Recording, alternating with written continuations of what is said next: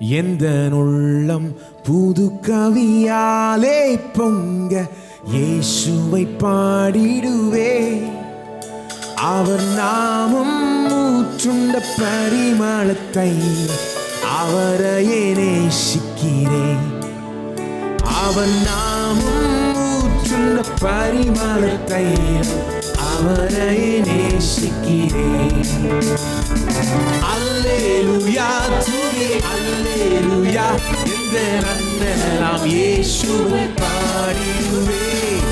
அல்லேலூயா துதி அல்லேலூயா எந்த நன்னலாம் இயேசுவை பாடிடுவே. இத்தனை கிருபைகள் நித்தமும் அருளிய கர்த்தரை கொண்டாடுவேன்.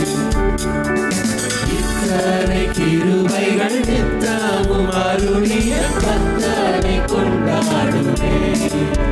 சென்ற காலம் முழுவதும் காத்தாரே, ஓர் சேதமும் அணுகாமல் சொந்தமாக ஆசீர் பொழிந்தெனக்கு சுகபலன் அளித்தாரே.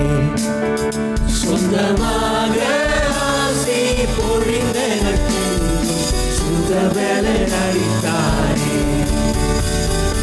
அல்லேலூயா துதி அல்லேலூயா எந்த நன்னலாம் இயேசுவை பாடிடுவே. அல்லேலூயா துதி அல்லேலூயா எந்த நன்னலாம் இயேசுவை பாடிடுவே. இத்தனை கிருபைகள் நித்தமும் அருளிய கர்த்தரை கொண்டாடுவே. இத்தனை கிருபைகள் நித்தமும் அருளிய கர்த்தரை கொண்டாடுவே. சில வேளை இமை பொழுதே தம் முகத்தை சிருஷ்டிகர் மறைத்தாரே. கடும் கோபம் நீங்கி திரும்பவும் என் கிருபையும் பொழிந்தாரே. கடும் கோபம் நீங்கி திரும்பவும் என் கிருபையும் பொழிந்தாரே. அல்லேலூயா துதி அல்லேலூயா நன்னலாம் இயேசுவை பாடிடுவே. அல்லேலூயா துதி அல்லேலூயா நன்னலாம் இயேசுவை பாடிடுவே. இத்தனை கிருபைகள் நித்தமும் அருளிய கர்த்தரை கொண்டாடுவே. இத்தனை கிருபைகள் நித்தமும் அருளிய கர்த்தரை கொண்டாடுவே. பஞ்சகாலம் பெருகிட நேர்ந்தாலும் தாம் பஞ்சமையானாரே. அங்குமிங்கும் நோய்கள் பரவி வந்தாலும் அடைக்கலம் அளித்தாரே. அங்குமிங்கும் நோய்கள் பரவி வந்தாலும் அடைக்கலம் அளித்தாரே. அல்லேலூயா துதி அல்லேலூயா எந்த நன்னலாம் இயேசுவை பாடிடுவே. அல்லேலூயா துதி அல்லேலூயா எந்த நன்னலாம் இயேசுவை பாடிடுவே.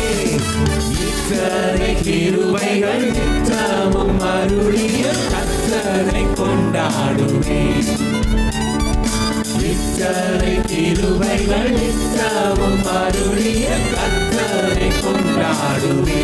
அல்லேலூயா அல்லேலூயா துதி அல்லேலூயா எந்த நன்னலாம் இயேசுவை பாடிடுவே. அல்லேலூயா துதி அல்லேலூயா எந்த நன்னலாம் இயேசுவை பாடிடுவே. இத்தனை கிருபைகள் நித்தமும் அருளிய கர்த்தரை கொண்டாடுவே. இத்தனை கிருபைகள் நித்தமும் அருளிய கர்த்தரை கொண்டாடுவே.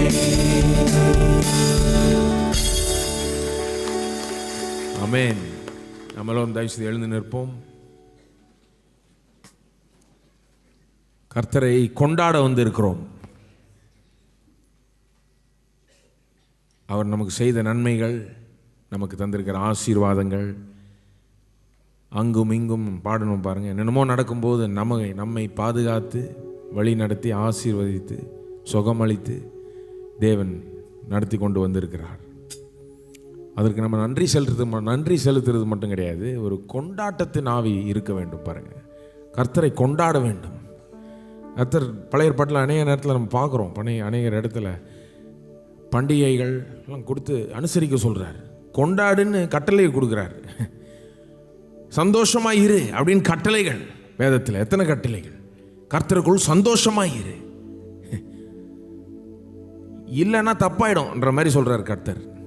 இது ஆப்ஷன் கிடையாது. கர்த்தருக்குள் சந்தோஷமாக இரு. அப்போ பாருங்க, நமக்கு என்ன சூழ்நிலையில் நம்ம இருந்தாலும், நம்ம எப்பேற்பட்ட கஷ்டத்தில் இருந்தாலும் கர்த்தர் நமக்கு என்ன சொல்கிறாரு? சந்தோஷமாக இரு. எப்படி சந்தோஷமாக இருக்கிறது? சூழ்நிலையில் நினச்சா சந்தோஷமாக இருக்க முடியாது. ஆனால் சூழ்நிலையை ஒதுக்கி வச்சுட்டு, அந்த பாரத்தை இறக்கி வச்சுட்டு கர்த்தரை நோக்கி பார்க்க வேண்டும். அவர் எவ்வளோ பெரியவர், அவர் எவ்வளோ நல்லவர். அவர் இன்னும் சிங்காசனத்தில் இருக்கிறார். உங்கள் பிரச்சனை சிங்காசனத்தில் இல்லை, பிசாசானவன் சிங்காசனத்தில் வீட்டு இருக்கிறான் கிடையாது. இயேசு ராஜாதி ராஜா, கர்த்தாதி கர்த்தர், அவர் தான் சிங்காசனத்தில் வீட்டு ஆளுகிறார் இன்றைக்கு. அதெல்லாம் பார்க்கும்போது பாருங்க, ஒரு நம்பிக்கை, ஒரு விசுவாசம், ஒரு கொண்டாட்டமே நிச்சயமாக வரும். அப்படி வர உண்மையிலே அந்த மாதிரி இருதயத்தின் ஆழத்திலிருந்து கொண்டாடுறவன் தான் கிறிஸ்தவன். பாருங்க, கிறிஸ்தவனை கொண்டாடுறவன். ஆகவே உங்களுக்கு என்ன பிரச்சனை இருந்தாலும் நான் சொல்லுகிறேன், அதை ஒதுக்கி வச்சுட்டு கர்த்தரை நோக்கி பாருங்கள். ஆண்டவரே, என்னை கொண்டாடும்படி நீர் உதவும் ஆண்டவரேன்னு சொல்லுங்க. கர்த்தர் நிச்சயமாக உங்களுக்கு அந்த இருதயத்தின் ஆழத்திலிருந்து சந்தோஷத்தை பொங்க செய்வார். இதுதான் நமக்கு இருக்கிற பெரிய பாக்கியம். இப்படி ஆகும்போது என்ன ஆகும்? ஆட்டோமேட்டிக்காக விசுவாசம் எழும்பும். ஆட்டோமேட்டிக்காக உங்களுக்கு பதிலை பார்ப்பீர்கள், தீர்வை பார்ப்பீர்கள், முன்னேற்றத்தை பார்ப்பீர்கள். ஆகவே கொண்டாட ரெடியா? எல்லாரும் கொண்டாடுவோம். எல்லோரும் கைகளை தட்டி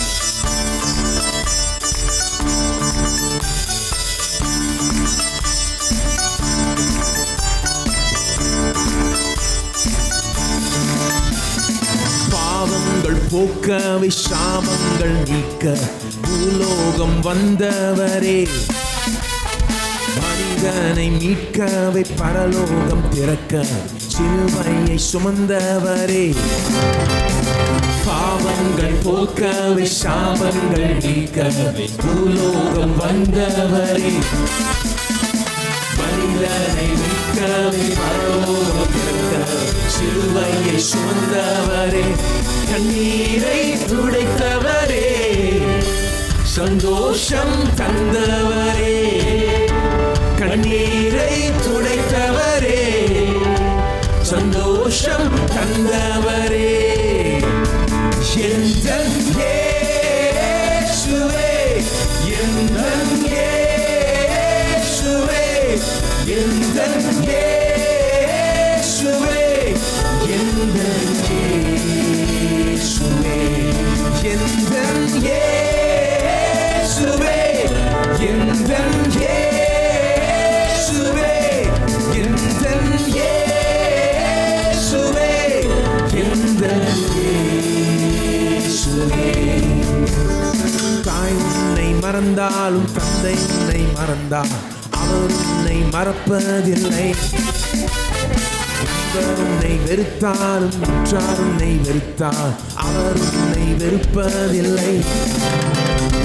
தாய் உன்னை மறந்தாலும் தந்தை உன்னை மறந்தாலும் அவர் உன்னை மறப்பதில்லை. நண்பர் உன்னை வெறுத்தாலும் உற்றார் உன்னை வெறுத்தால் அவர் உன்னை வெறுப்பதில்லை. கரம் பிடித்து நடத்திடுவார், கண்மலை மேல் நிறுத்திடுவார். கரம் பிடித்து நடத்திடுவார், கண்மலை மேல் நிறுத்திடுவார். எந்தன் இயேசுவே, எந்தன் இயேசுவே, எந்தன் இயேசுவே, எந்தன் இயேசுவே, எந்தன் இயேசுவே, எந்தன் இயேசுவே, எந்தன் இயேசுவே, எந்தன் இயேசுவே.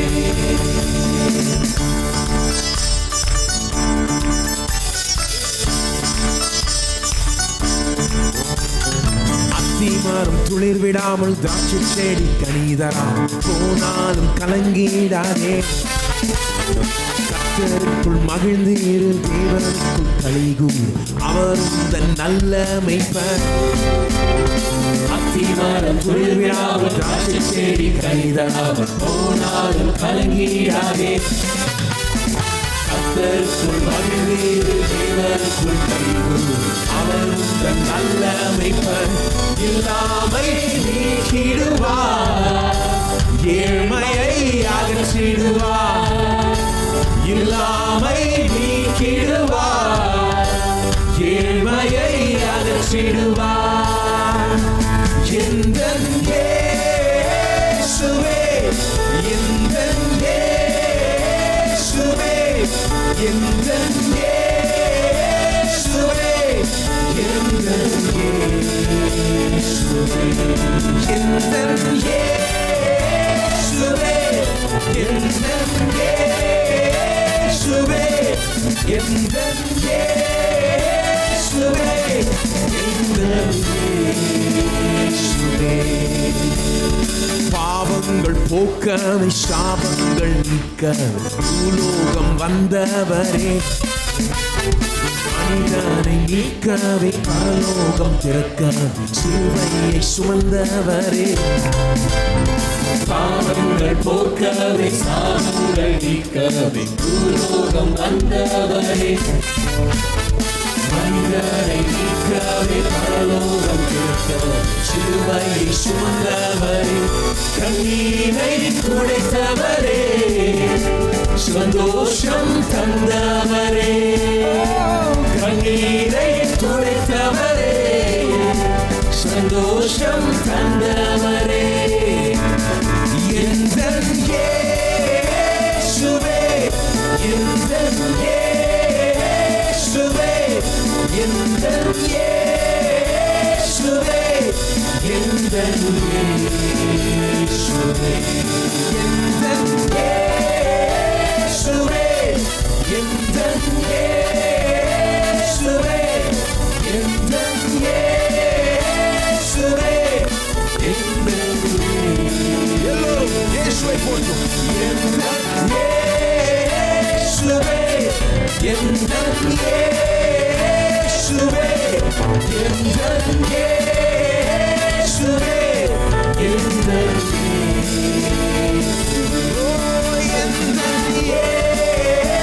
இயேசுவே, எந்தன் இயேசுவே, எந்தன் இயேசுவே, எந்தன் இயேசுவே. கரங்களை தட்டி இயேசுவை கொண்டாடுவோம். ஓ இயேசுவை உம்மை உயர்த்துகிறோம். இந்த இடத்தில் உம்மை உயர்த்துகிறோம், உமக்கு மகிமை செலுத்துகிறோம். உண்மையில் எங்களுடைய கவனத்தை வைக்கிறோம் ஆண்டவரே. ஓ இயேசுவே, எங்களுடைய மனதை நீர் நிரப்புவீராக. இருதயங்கள் விசுவாசத்தை எழும்ப செய்வீராக. ஓ எங்களுடைய பிரச்சனைகள், எங்களுடைய பாரங்களுக்கு நாங்கள் இடம் கொடுக்கிறது கிடையாது, கொடுக்க மாட்டோம். இயேசுவை உயர்த்துவோம். எங்களுடைய கண்கள் இயேசு மேல இருக்கும். நீரே எங்களுக்கு எல்லாவற்றுக்கும் எல்லாமாய் இருக்கிறீர், எங்களுடைய பதிலாக இருக்கிறீர், எங்களுடைய தீர்வாக இருக்கிறீர். ஓ இயேசுவே, உம்மை போற்றுகிறோம், உம்மை வணங்குகிறோம். உம்மை சரியான விதத்தில் காணும்படி எங்களுக்கு உதவுவீராக. எங்களுடைய மனக்கண்களை நீர் தரவுவீராக. ஆவியானவர் எங்களை இயேசுவை சிங்காசனத்தில் காணும்படி உதவுவீராக. அது மட்டும் இல்லை, இயேசு எங்களுக்காக கல்வாரி சிலுவையில் செய்தவைகளை திரும்ப சரியான விதத்தில் இன்னைக்கு நினைவு கூறும்படி ஆவியானவரே நீர் எங்களுக்கு உதவுவீராக, வெளிச்சத்தை தருவீராக.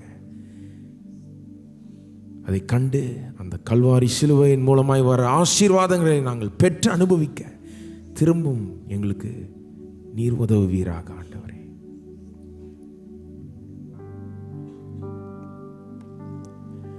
பலவீனத்தில் என் பலன் நீ, எனது பொக்கிஷமும் நீ, எனக்கெல்லாம் நீ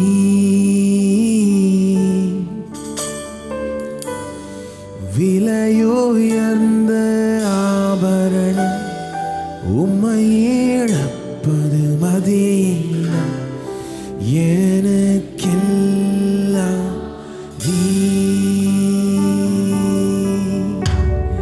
தேவா ஆட்டுக்குட்டி இயேசு பார்த்தீரா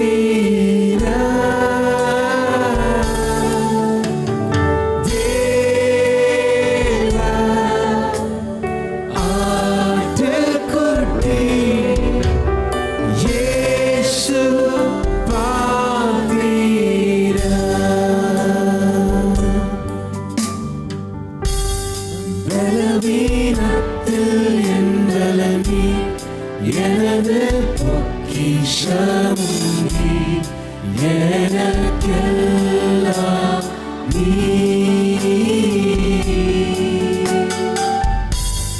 விலையுயர்ந்த ஆபரணம் உம்மை இழப்பது மதீனம் எனக்கெல்லாம் நீ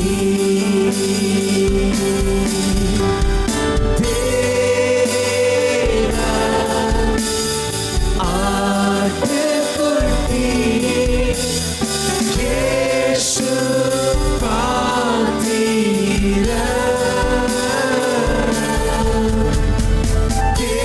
தேவா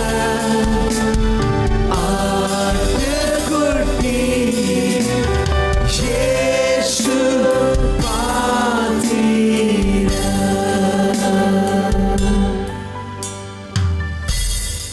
எனது பாவம் நிந்தனை ஏற்று மரித்து உயிர்த்தோனே எனக்கெல்லாம் நீ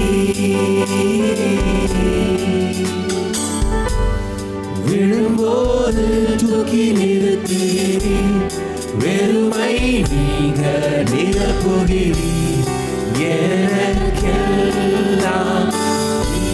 ஓ இயேசுவே நீரே தேவா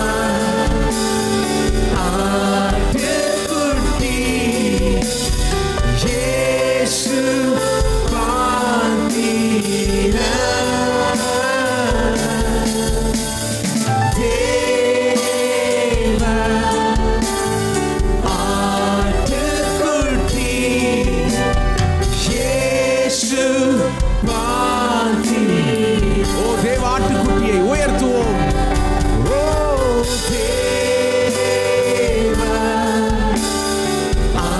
ஆட்டுக்குட்டி இயேசு பார்த்தீரா தேவ ஆட்டுக்குட்டி இயேசு பார்த்தீரா இயேசு பார்த்தீரா. ஓ இயேசுவை நீர் பார்த்தீரர், தேவ ஆட்டுக்குட்டியா இருக்கிறீர். ஓ உம்மை உயர்த்துகிறோம் ஆண்டவரே, இயேசுவை உம்மை உயர்த்துகிறோம். நீர் தேவ ஆட்டுக்குட்டி மட்டும் கிடையாது, யூதாவின் ராஜ சிங்கமாகவும் இருக்கிறீர். ஓ நீர் ரெண்டாவும் இருக்கிறீர், தேவ ஆட்டுக்குட்டியாகவும் இருக்கிறீர், யூதாவின் ராஜ சிங்கமாகவும் இருக்கிறீர். ஓ உம்மை போல வேற யாரும் இல்லை ஆண்டவரே. உம்மில் இருக்கிற குணாதிசயங்கள், தாழ்மையும் இருக்குது, மகிமையும் இருக்குது. ஓ நீர் எல்லாத்தையும் வைத்திருக்கிறீரே ஆண்டவரே, எல்லாத்தையும் கொண்டு இருக்கிறீரே ஆண்டவரே. ஓ நீர் உயர்ந்திருக்கிறீர் ஆண்டவரே. எங்க மத்தியில் நீர் உயர்ந்திருப்பீராக. எங்களுடைய இருதயங்கள், எங்களுடைய மனதில் ஆண்டவரே உம்மை உயர்த்துகிறோம் ஆண்டவரே, உம்மை புகழ்கிறோம் ஆண்டவரே. ஓ உம்மை பெருசா நினைக்கும்படி நீர் எவ்வளோ பெரிய தேவன் என்பதை ஆண்டவரே எங்களுக்கு நீர் வெளிப்படுத்துவீராக. உம்முடைய மகத்துவத்தை, உம்முடைய மகிமையை நாங்கள் காணும்படி எங்களுக்கு உதவுவீராக ஆண்டவரே. உம்மை சரியான விதத்தில் நாங்கள் நினைக்கும்படி உம்மை லேசா எடை போடாமல்,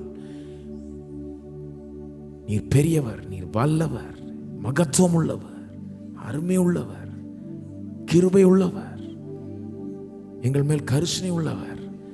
உம்மை பார்க்க வேண்டிய விதத்தில் நாங்கள் பார்க்கும்படி எங்களுக்கு உதவுவீராக ஆண்டவரே. இயேசுவை இன்னைக்கு எங்களுடைய பதிலாய், எங்களுடைய தீர்வாய், பிரச்சனைகளுக்கான தீர்வாய் பார்க்கும்படி, இயேசுவினிடத்திலிருந்து பெற்றுக்கொள்ளும்படி எங்களுக்கு நீர் உதவுவீராக ஆண்டவரே. எங்களுடைய பிரச்சனையை பெருசா நினைக்காம இயேசுவை பெருசா நினைக்கும்படி நீர் கிருபை தாரும் ஆண்டவரே. ஆவியானவரை இந்த இடத்தில் ஊற்றுவீராக. உங்களுடைய பரிசுத்தாவியானவர் இங்கே வந்து எங்களுடைய மனக்கண்களை திறந்து இயேசுவை எங்களுக்கு வெளிப்படுத்துவாராக ஆண்டவரே. உங்களுடைய வார்த்தையை போதிப்பாராக. இந்த மீதி வேலை உங்களுடைய கையில் ஒப்பு கொடுக்கிறோம் ஆண்டவரே. கர்த்தருடைய பந்தியை அனுசரிக்கும் போது கூட விசுவாசத்தோடு அனுசரிக்கும்படி நீர் எங்களுக்கு கிருபை தாரும் ஆண்டவரே. உம்மிடத்திலிருந்து தூரமாக போன மக்கள் கூட உம்மோட இன்னைக்கு நெருங்கும்படி நீர் கிருபை தாரும் ஆண்டவரே. உம்மை விசுவாசிக்கும்படி உம்முடைய ஜனங்களுக்கு கிருபை தாரும் ஆண்டவரே. விசுவாசமும் நம்பிக்கையும் எழும்பும்படி பெருகும்படி நீர் கிருபை தாரும் ஆண்டவரே. உம்மிடத்திலிருந்து இன்னைக்கு ஏராளமாய் தாராளமாய் பெற்றுக்கொள்ளும்படி கிருபை தாரும் ஆண்டவரே. நீர் அப்படியே செய்கிறபடி நாள் நன்றி. இந்த மீதி வேலை உம்முடைய கையில் ஒப்பு கொடுக்கிறோம். நீர் எடுத்து வல்லமையான கிரியைகளை செய்வீராக. அதன் மூலமாக உம்முடைய நாமம் மகிமைப்படட்டும். இயேசுவின் நாமத்தில் கேட்டுக்கொள்கிறோம் பிதாவே, ஆமென்.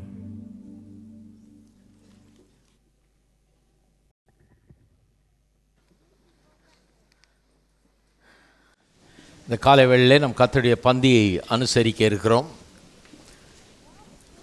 சங்கீதக்காரன் சொல்கிறான், சத்துருக்களுக்கு முன்பாக எனக்கு ஒரு பந்தியை நீர் ஆயத்தப்படுத்தினீர் என்று. இந்த உலகத்திலே பல பிரச்சனைகள் இருக்கிறது, போராட்டங்கள், பிரச்சனைகள் நிறைந்த உலகமாக இது இருக்கிறது.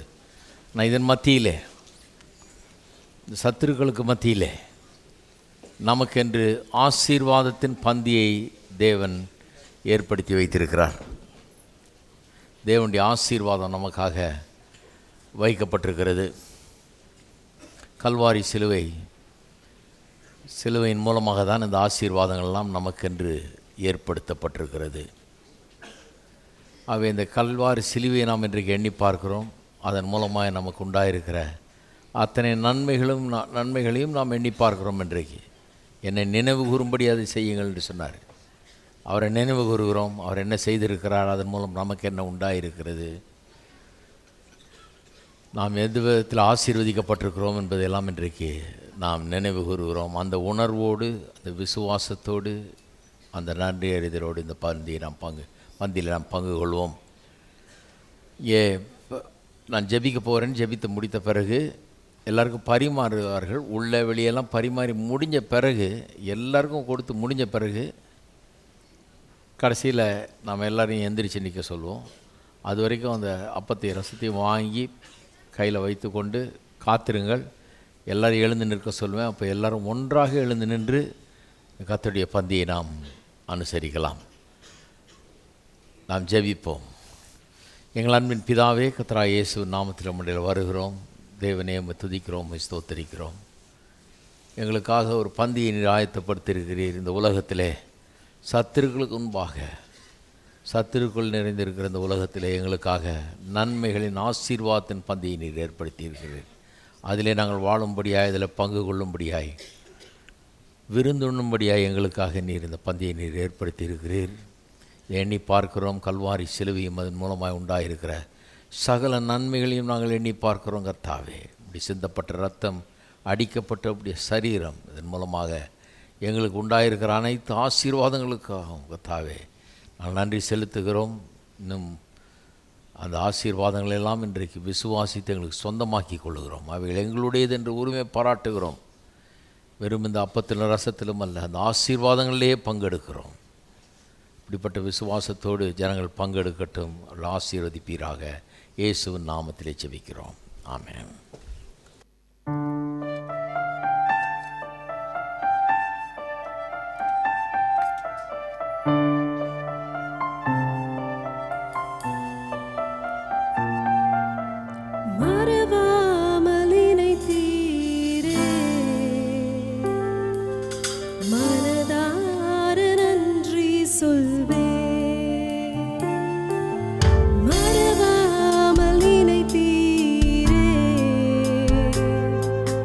மனதார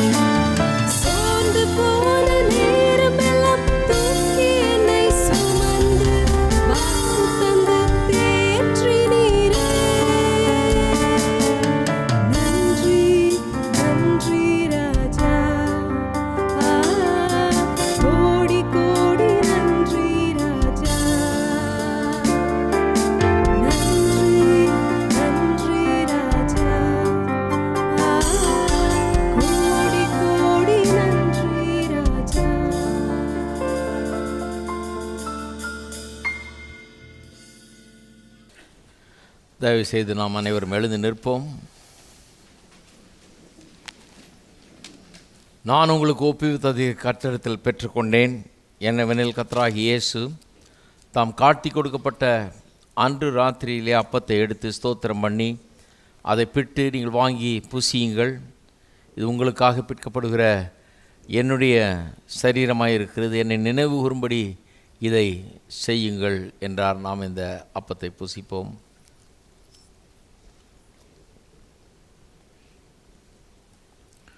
போஜனம் பண்ண பின்பு அவர் அந்தபடியே பாத்திரத்தையும் எடுத்து, இந்த பாத்திரம் என் இரத்தத்தினாலாகி புதிய உடன்படிக்கையாக இருக்கிறது, நீங்கள் இதை பானம் பண்ணும்போதெல்லாம் என்னை நினைவு கூறும்படி இதை செய்யுங்கள் என்றார். நாம் இந்த பாத்திரத்திலே பானம் பண்ணுவோம்.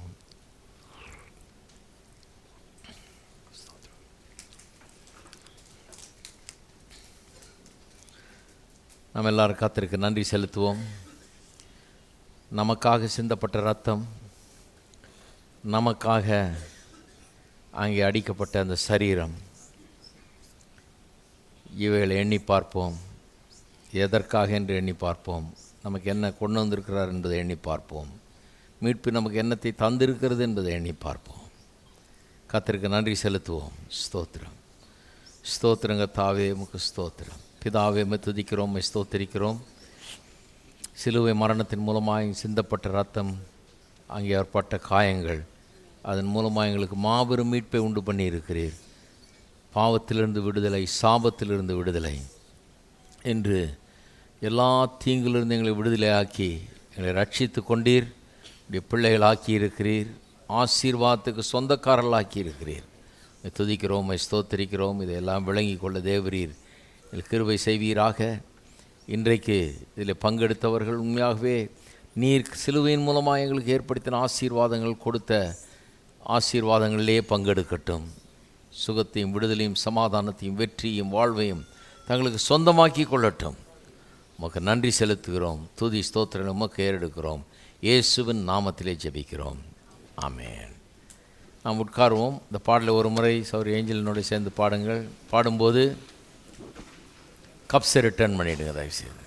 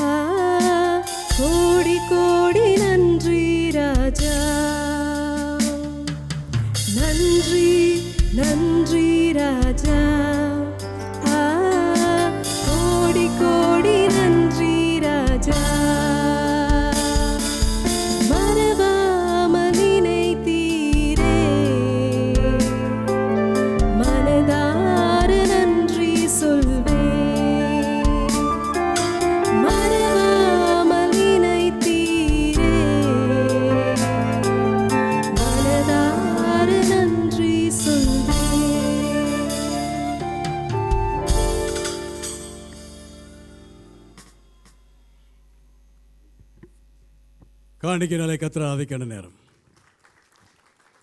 உலகெங்கிலும் இந்த இணையதளத்தின் மூலமாக, டிவி மூலமாக எங்களோடு கிடந்த ஆராதனை பங்கெடுத்த நீங்களும் காணிக்கை செலுத்த விரும்பினால் எப்பொழுதே கிவிலிங் மூலமாக செலுத்தலாம்.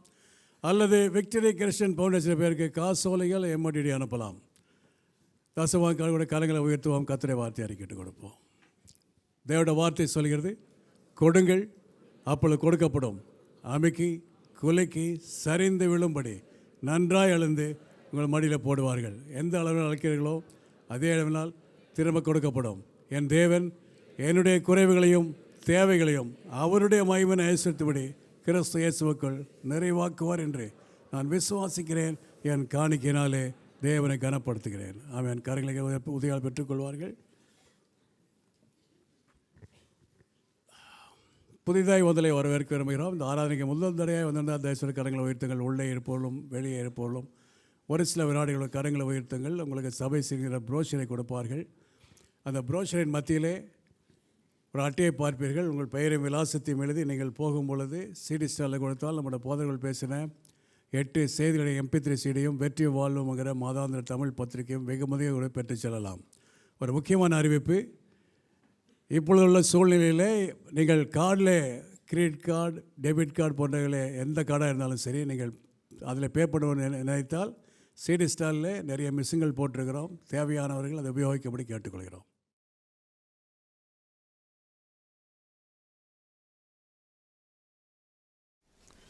கர்த்தருடைய வார்த்தைக்கு நாம் திருப்போம். மத்தேயு 8ஆம் அதிகாரம் 20ஆம் வசனத்திற்கும் மத்தேயு 11ஆம் அதிகாரம் 19ஆம் வசனத்துக்கு திருப்போம். முதல்ல 8ஆம் அதிகாரத்திலிருந்து வாசிக்கிறேன். மத்தேயு 8:20. மத்தேயு 8:20. அதற்கு இயேசு, நரிகளுக்கு குழிகளும் ஆகாயத்து பறவைகளுக்கு கூடுகளும் உண்டு, மனுஷகுமாரனுக்கோ தலை சாய்க்க இடமில்லை என்றார். மத்தேயு 11:19.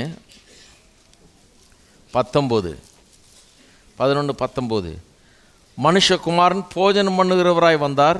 அதற்கு அவர்கள், இதோ போஜன பிரியனும் மதுபான பிரியனுமான மனுஷன், ஆயக்காரருக்கும் பாவிகளுக்கும் சிநேகிதன் என்கிறார்கள். ஆனாலும் ஞானமானது அதன் பிள்ளைகளால், அதாவது அது பிறப்பிக்கும் காரியங்களால் நீதி உள்ளதென்று ஒப்புக்கொள்ளப்படும் என்றார். 2 வசனங்களையும் இன்றைக்கு 2 வசனங்கள் அடிப்படையில் சில காரியங்களை பொருளாதார செழிப்பை குறித்து நான் பகிர்ந்து கொள்ள விரும்புகிறேன். பொருளாதார செழிப்பு நல்லதா கெட்டதா என்பதை குறித்து போய்த்து வருகிறோம்.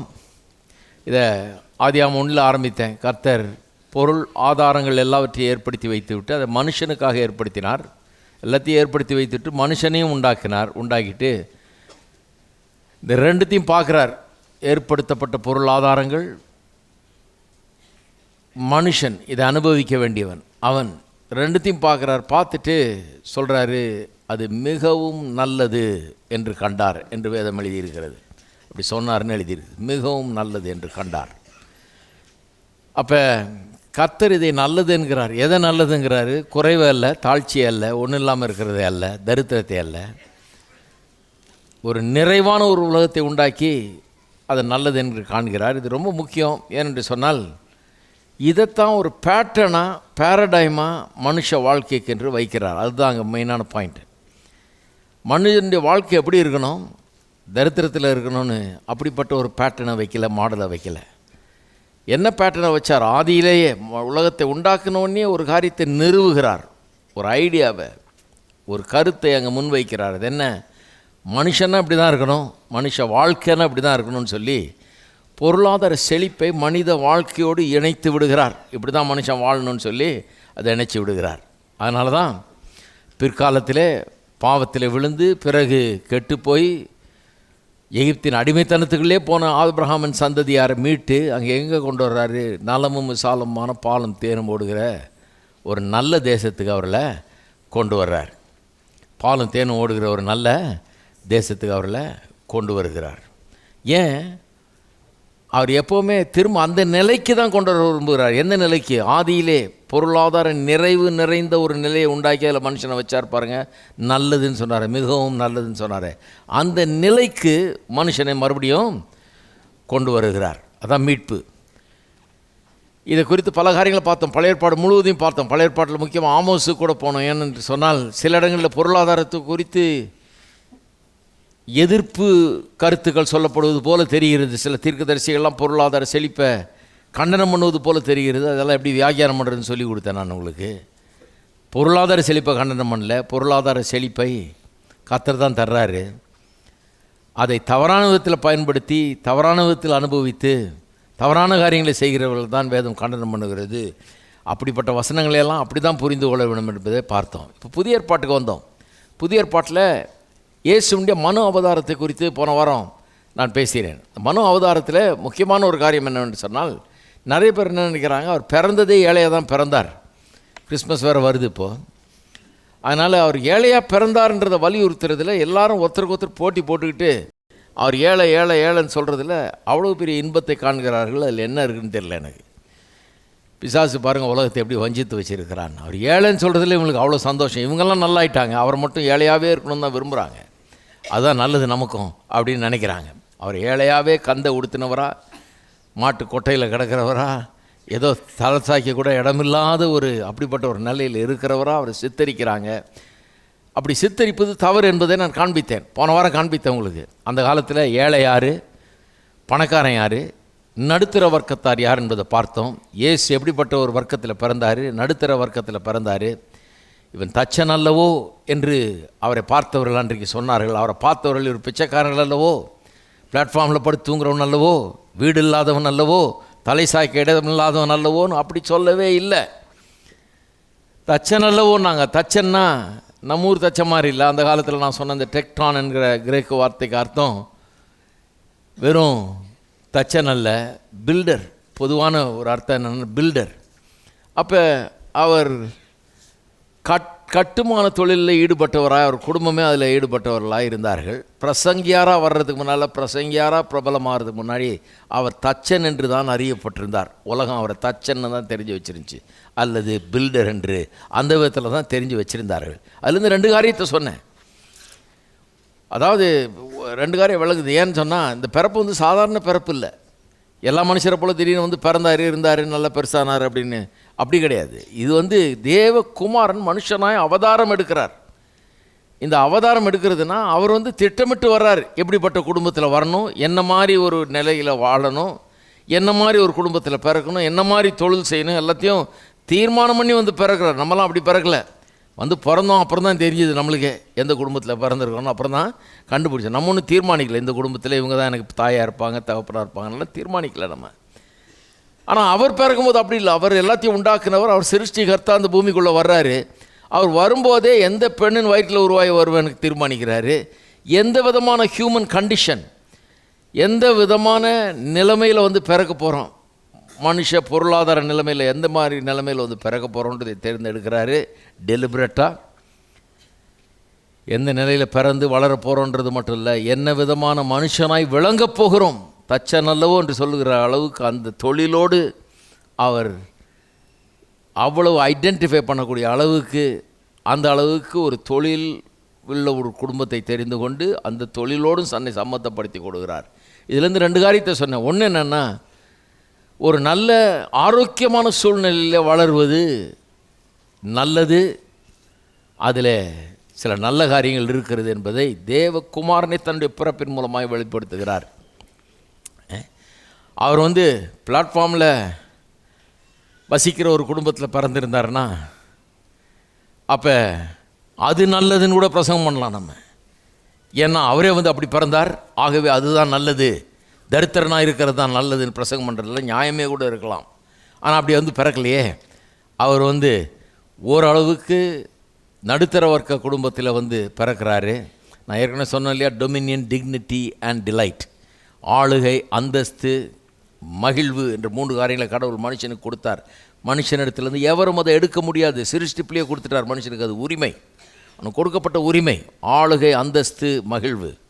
அவனுக்கு அது ரைட்டு, ஹியூமன் ரைட்ஸ்ன்றாங்களே, அதுதான் அது மனுஷனுக்கு கடவுள் கொடுத்த ரைட்ஸு.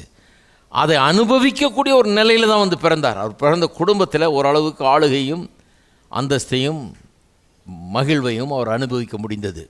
பொருளாதார செழிப்பினுடைய அர்த்தமே அதுதான் பாருங்கள். பொருளாதார செழிப்புங்கிறது வந்து ஏதோ எவ்வளோ காசு பணம் இருக்குதுன்றதை பற்றி அல்ல, அதற்கும் மேலான ஒரு இஷ்யூ. அதை நான் காண்பித்து வர, ரொம்ப மனசில் வச்சுங்க இதை, இந்த 3 வார்த்தைகள் எல்லாம் சொல்லுங்கள். டொமினியன், டிக்னிட்டி அண்ட் டிலைட், ஆளுகை, அந்தஸ்து, மகிழ்வு. இந்த 3 காரியங்கள் தான் இஷ்யூ பாருங்கள். வெறும் பணம் இல்லை, பொருளாதாரம் நல்லா இருக்கும்போது இந்த 3த்தையும் நம்ம நல்லா அனுபவிக்க முடியுது. எவ்வளோ அதிகமாக பொருளாதாரம் இருக்குதோ அவ்வளோ அதிகமாக சிலர் சொல்கிறாங்க, இல்லைங்க கர்த்தர் எனக்கு கற்றுக் கொடுத்துருக்கிறார், ஒன்றும் இல்லைன்னா கூட நான் சந்தோஷமாக இருக்கிறேன். சரி, சந்தோஷம் பாருங்கள். வாடகை வந்து கேட்டால் அவர்கிட்ட விலைக்கு சொல்லுங்கள், 6 மாதமாக கொடுக்க முடியல, உன் காலில் விழுந்தாது கேட்டுக்கிறேன்ப்பா நான். பாருங்கள், எல்லாம் போயிடுது, அந்தஸ்து போயிடுது, மரியாதை போயிடுது, ஆளுகை இல்லை, அங்கே நம்ம டாப்பில் ஒன்றும் இல்லை, நம்ம தான் அவன் காலுக்கு கீழே கிடக்கிறோம், அவன் காலை பிடிச்சி தான் கெஞ்ச வேண்டியதாக இருக்குது.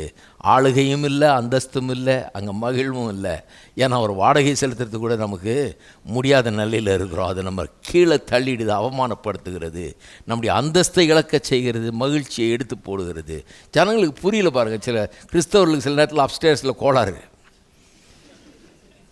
இது சரியாக திங்க் பண்ண முடியல பாருங்கள். அவங்க என்னமோ ஒரு இதில் இருக்கிறாங்க, மிதக்கிறாங்க. ஓ ஹல்லேலூயா, எனக்கு ஒன்றும் வேண்டியது இல்லையா, இவர் என்ன பேசுகிறாரு, இவர் என்ன செழிப்பை பற்றி பேச, எனக்கு அதெல்லாம் ஒன்றும் வேண்டியதில்லை, சந்தோஷமாக கர்த்தருக்குள்ளே சந்தோஷமாக நான் இருக்கிறேன் அப்படின்னு. நான் சொல்கிறேன், பொருளாதார செழிப்புன்னா என்ன, எவ்வளோ அதிகமாக இருக்குதோ அது அவ்வளவுக்கு அதிகமாக ஆளுகையும் அந்தஸ்தையும் மகிழ்வையும் நாம் அனுபவிக்க முடியும். அதை அனுபவிக்கிறது உங்களுடைய ஹியூமன் ரைட்.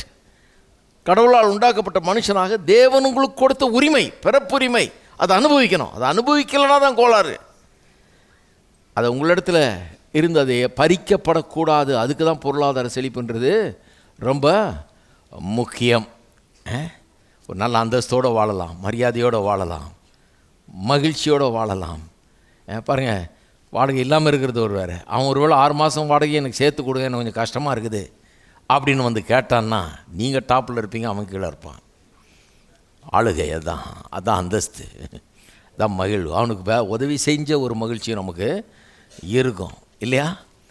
இது லெவலில் வேறு, இது வந்து இஷ்யூ வேறு பாருங்கள். சும்மா காசு பணம் அப்படின்னு நினைக்கக்கூடாது. இது வந்து ஒரு ஆரோக்கியமான ஒரு நிலை. அதுதான் இயேசுடைய மனு அவதாரமே அங்கே வெளிப்படுத்துகிறது. அந்த விதமான ஒரு ஆரோக்கியமான நிலையில் தான் அவர் பிறந்தார். அது மட்டும் இல்லை, எப்படிப்பட்ட ஒரு தொழில் செய்கிற குடும்பத்தில் வந்து பிறந்தார் என்பது தொழிலையே உன்னதமானதாக்குகிறது. நீங்கள் செய்யும் தொழில், வேலை, உங்கள் பிரயாசங்கள், இதெல்லாம் ஒரு ஏளனமானது, இழிவானதல்ல, உலக பிரகாரமான கெட்ட காரியங்கள் அல்ல, இதெல்லாம் தீமையான காரியங்கள் அல்ல. அந்த தொழிலுக்கே ஒரு மரியாதையும் உயர்வையும் அவருடைய மனு அவதாரம் கொடுக்கிறது. ஏன்னா உங்களை மாதிரி என்ன மாதிரி அவரும் ஒரு தொழில் செய்கிறவராக இருந்தார். தொழில் செய்கிறதுல எந்த தப்பும் இல்லை. நல்லா இருக்கீங்களா? ஒரு பிஸ்னஸ் பண்ணுறதுல எந்த தப்பும் கிடையாது. அவர் பில்டராக இருந்தார், நல்லா தான் செஞ்சுருப்பார்னு நினைக்கிறேன். கலப்படம் பண்ணி ஏதோ ஒன்று கட்டிட்டு புண்ணாளுக்கு அது உழுந்து அந்த மாதிரி வேலைலாம் பண்ணியிருக்க மாட்டாருன்னு நினைக்கிறேன். நல்ல ஒழுங்கான வேலையை பண்ணியிருப்பார், நேர்மையாக நடந்திருப்பார், கரெக்டாக பண்ணியிருப்பார். அது மாதிரி நாமும் செய்கிறது நல்லது, அதில் எந்த தவறும் கிடையாது. அதென்னா நீ வந்து பிஸ்னஸ் பண்ணினா கெட்டு போயிடுவியாக்கும் இந்த உலகத்தில், அதெல்லாம் எல்லாம் ஏமாத்து வேலைக்காரனுக்கு தான் அது உதவும். இல்லை, இயேசுக்கே அது உதவுச்சே. ஹலோ, இவங்க சொல்கிறாங்க பிஸ்னஸ் பண்ண கெட்டு போயிடுவேன், அது உலகம், அது நீ வந்து தீட்டுப்பட்டுருவேன் இந்த உலகத்தின் பாவத்தினால. கிடையாது, இயேசு தீட்டுப்படாமல் வேலை செஞ்சார். நல்லா கரெக்டாக இருக்கீங்களா? எத்தனை பேர் சொல்கிறீங்க நல்லதுன்னு? உங்கள் வேலையை பாருங்கள். இது வந்து கோயிலுக்கு ஏன் ஞாயிற்றுக்கிழமை வர்றோன்னா, திங்கள்லேருந்து சனி வரைக்கும் ஆரோக்கியம் உள்ளவரெல்லாம் பைத்தியம் பிடிக்காத மாதிரி இருக்கிறதுக்காக. திங்கள்லேருந்து சனிக்கிழமை வர நல்ல ஆரோக்கியமான எண்ணங்கள் உடையவர்களாக ஒரு நல்ல ஒரு நோக்கத்தோட, ஒரு விருப்பத்தோட, வாஞ்சியோடு எழுந்து நம்முடைய வேலையை செய்ய இந்த உபதேசங்கள் நமக்கு உதவுகிறது பாருங்கள். இதெல்லாம் ரொம்ப முக்கியமான சில காரியங்களை கவனித்து வருகிறோம். இப்போ இன்னும் கொஞ்சம் போவோம். இந்த மனோ அவதாரத்தில் சில காரியங்களை கற்றுக்கொண்டோம் இல்லையா? இன்னும் கொஞ்சம் போவோம். இந்த ஆளுகை, அந்தஸ்து, மகிழ்வு, இந்த 3 காரியங்களையும் அவர் அனுபவித்தார்னு சொல்கிறோம். அனுபவிக்கக்கூடிய நிலையில் பிறந்தார்னு சொல்கிறோம். அவருடைய ஊழியத்தையும் அவருடைய வாழ்க்கையும் இப்போ பார்ப்போம். வாழ்க்கையும் ஊழியத்தையும் பார்ப்போம். அதிலே இது பிரதிபலிக்கப்படுகிறதா, அதிலே இந்த காரியங்கள் போதிக்கப்படுகிறதா என்பதை கவனிப்போம். அதில் சில சிக்கல்கள் இருக்கிறது. இதை நிறைய பேர் உங்களுக்கு சுட்டி காண்பிப்பார்கள். நிறைய பேர் இந்த தரித்திரத்தை ப்ரமோட் பண்ணுறவங்க நிறைய பேர் இன்றைக்கு நான் சொல்ல போகிற சில வசனங்களை கோட் பண்ணுவாங்க. அதனால் நான் இன்றைக்கி ஒரு வாரத்தில் முடிக்க முடியாது, கொஞ்சம் பொறுமையாக இருக்கணும். நீங்கள் இது 2 வாரம் ஆகும். இன்றைக்கி வந்தவங்க அடுத்த வாரமும் வந்து கேட்கணும், இல்லைன்னா அது பிரயோஜனம் இல்லை. ஏன்னா இந்த வாரம் பாதியை தான் சொல்ல முடியும், நேரம் கிடையாது இல்லைங்களா? நம்ம எல்லாம் டைம் லிமிட்டில் இருக்கிறோம். அடுத்த ஆராதனைக்கு ஆளுங்க வந்துடுவாங்க. நீங்கள் வெளியே போனால் தான் அவங்க உள்ளே வர முடியாது. பிரசங்கம் பண்ணிட்டே இருக்க முடியாது 2 மணி நேரத்துக்கு. இது பிரசங்கம் பண்ணுறதுக்கு 2 மணி நேரம் ஆகும் கண்டிப்பாக. ஆகவே இன்றைக்கி பாதியை சொல்ல போகிறேன், அடுத்த வாரம் மீதியை சொல்ல போகிறேன். அதனால் பரவாயில்ல, தொடர்ந்து கேட்க போகிறேன். எங்கே போக போகிறேன்? நான் இங்கே தான் இருக்க போகிறேன், நீங்கள் இங்கே தான் இருக்க போகிறீங்க. அப்படியே ராப்சர் வந்து பரலோகம் போனாலும் அங்கே வந்து கேட்சப் பண்ணுவேன். அங்கே வந்து மீதியை போதிச்சிடுறேன், பயப்படாது, எல்லாம் விளங்கிடுவாங்க. அதனால் இந்த வாரம் கொஞ்சம் பொறுமையாக கேளுங்க. சில காரியங்களை நான் அஸ்திபாரமாக சொல்ல வேண்டியது இருக்கிறது. அவருடைய வாழ்க்கையிலும் ஊழியத்திலும் இந்த காரியங்கள் உண்மையா? அவர் பிறந்தது வளர்ந்தது இந்த மாதிரி ஒரு நல்ல நிலையில் பிறந்தார், இப்போ ஒரு நடுத்தர வர்க்கத்தில் பிறந்தார்லாம் சொன்னேன். ஏழையெல்லாம் ஒன்றும் பிறக்கலை, அது தவறு. அப்படி சொல்லுகிறது தவறு, அப்படி சித்தரிப்பது தவறு. இப்படி பிறந்தார், ஓரளவுக்கு இந்த அந்தஸ்தையும் ஆளுகையும் மகிழ்வையும் அனுபவிக்கக்கூடிய நிலையில் பிறந்தாருன்றது சொல்கிறேன். இது அவருடைய ஊழியத்திலையும் அவருடைய வாழ்க்கையிலும் பார்க்க முடிகிறதா? இதை அப்போ அதில் வரும்போது அவங்க சிக்கல் வருது. ஏன்னா ஜனங்க வந்து சில காரியங்களை அங்கே சுட்டி காண்பிக்கிறார்கள். அவங்க என்ன சொல்கிறாங்க, அவருடைய வாழ்க்கையும் ஊழியத்தையும் பார்த்திங்கன்னா அவர் வந்து எப்படிப்பட்ட நிபந்தனைகளை அங்கே போடுகிறார். அவரோட சேர்ந்து ஊழியத்தை வர்றவங்களுக்கு அல்லது சீஷராக விரும்புகிறவர்களுக்கு எப்படிப்பட்ட நிபந்தனையை சொல்லுகிறார் என்பதை கவனிங்கள்ன்றாங்க. எப்படிப்பட்ட வசனங்கள் எடுக்கிறாங்க. ஒருவன் தன்னைத்தானே வெறுத்து இன்னும் எல்லாவற்றையும் வெறுத்து விட்டு விட்டு என்னை வந்து பின்பற்ற வேண்டும், அப்போ தான் அவன் எனக்கு சீஷனாக இருக்க முடியும். இன்னும் சில இடங்களில் சொல்கிறார், விற்று ஏழையில் கொடுத்துட்டு அப்புறம் வந்து என்னை பின்பற்று, பரலோகத்தில் உனக்கு பொக்கிஷம் உண்டாயிருக்கும், பூலோகத்தில் உனக்கு ஒன்றும் வேணான்ற மாதிரி சொல்கிறார். இப்படிப்பட்ட வசனங்களை எல்லாம் கோட் பண்ணி என்ன சொல்கிறாங்க பாருங்கய்யா. நீங்கள் சொல்கிறீங்க டிக்னிட்டி, டொமினியன்னு, டிலைட்லாம் சொல்கிறீங்க.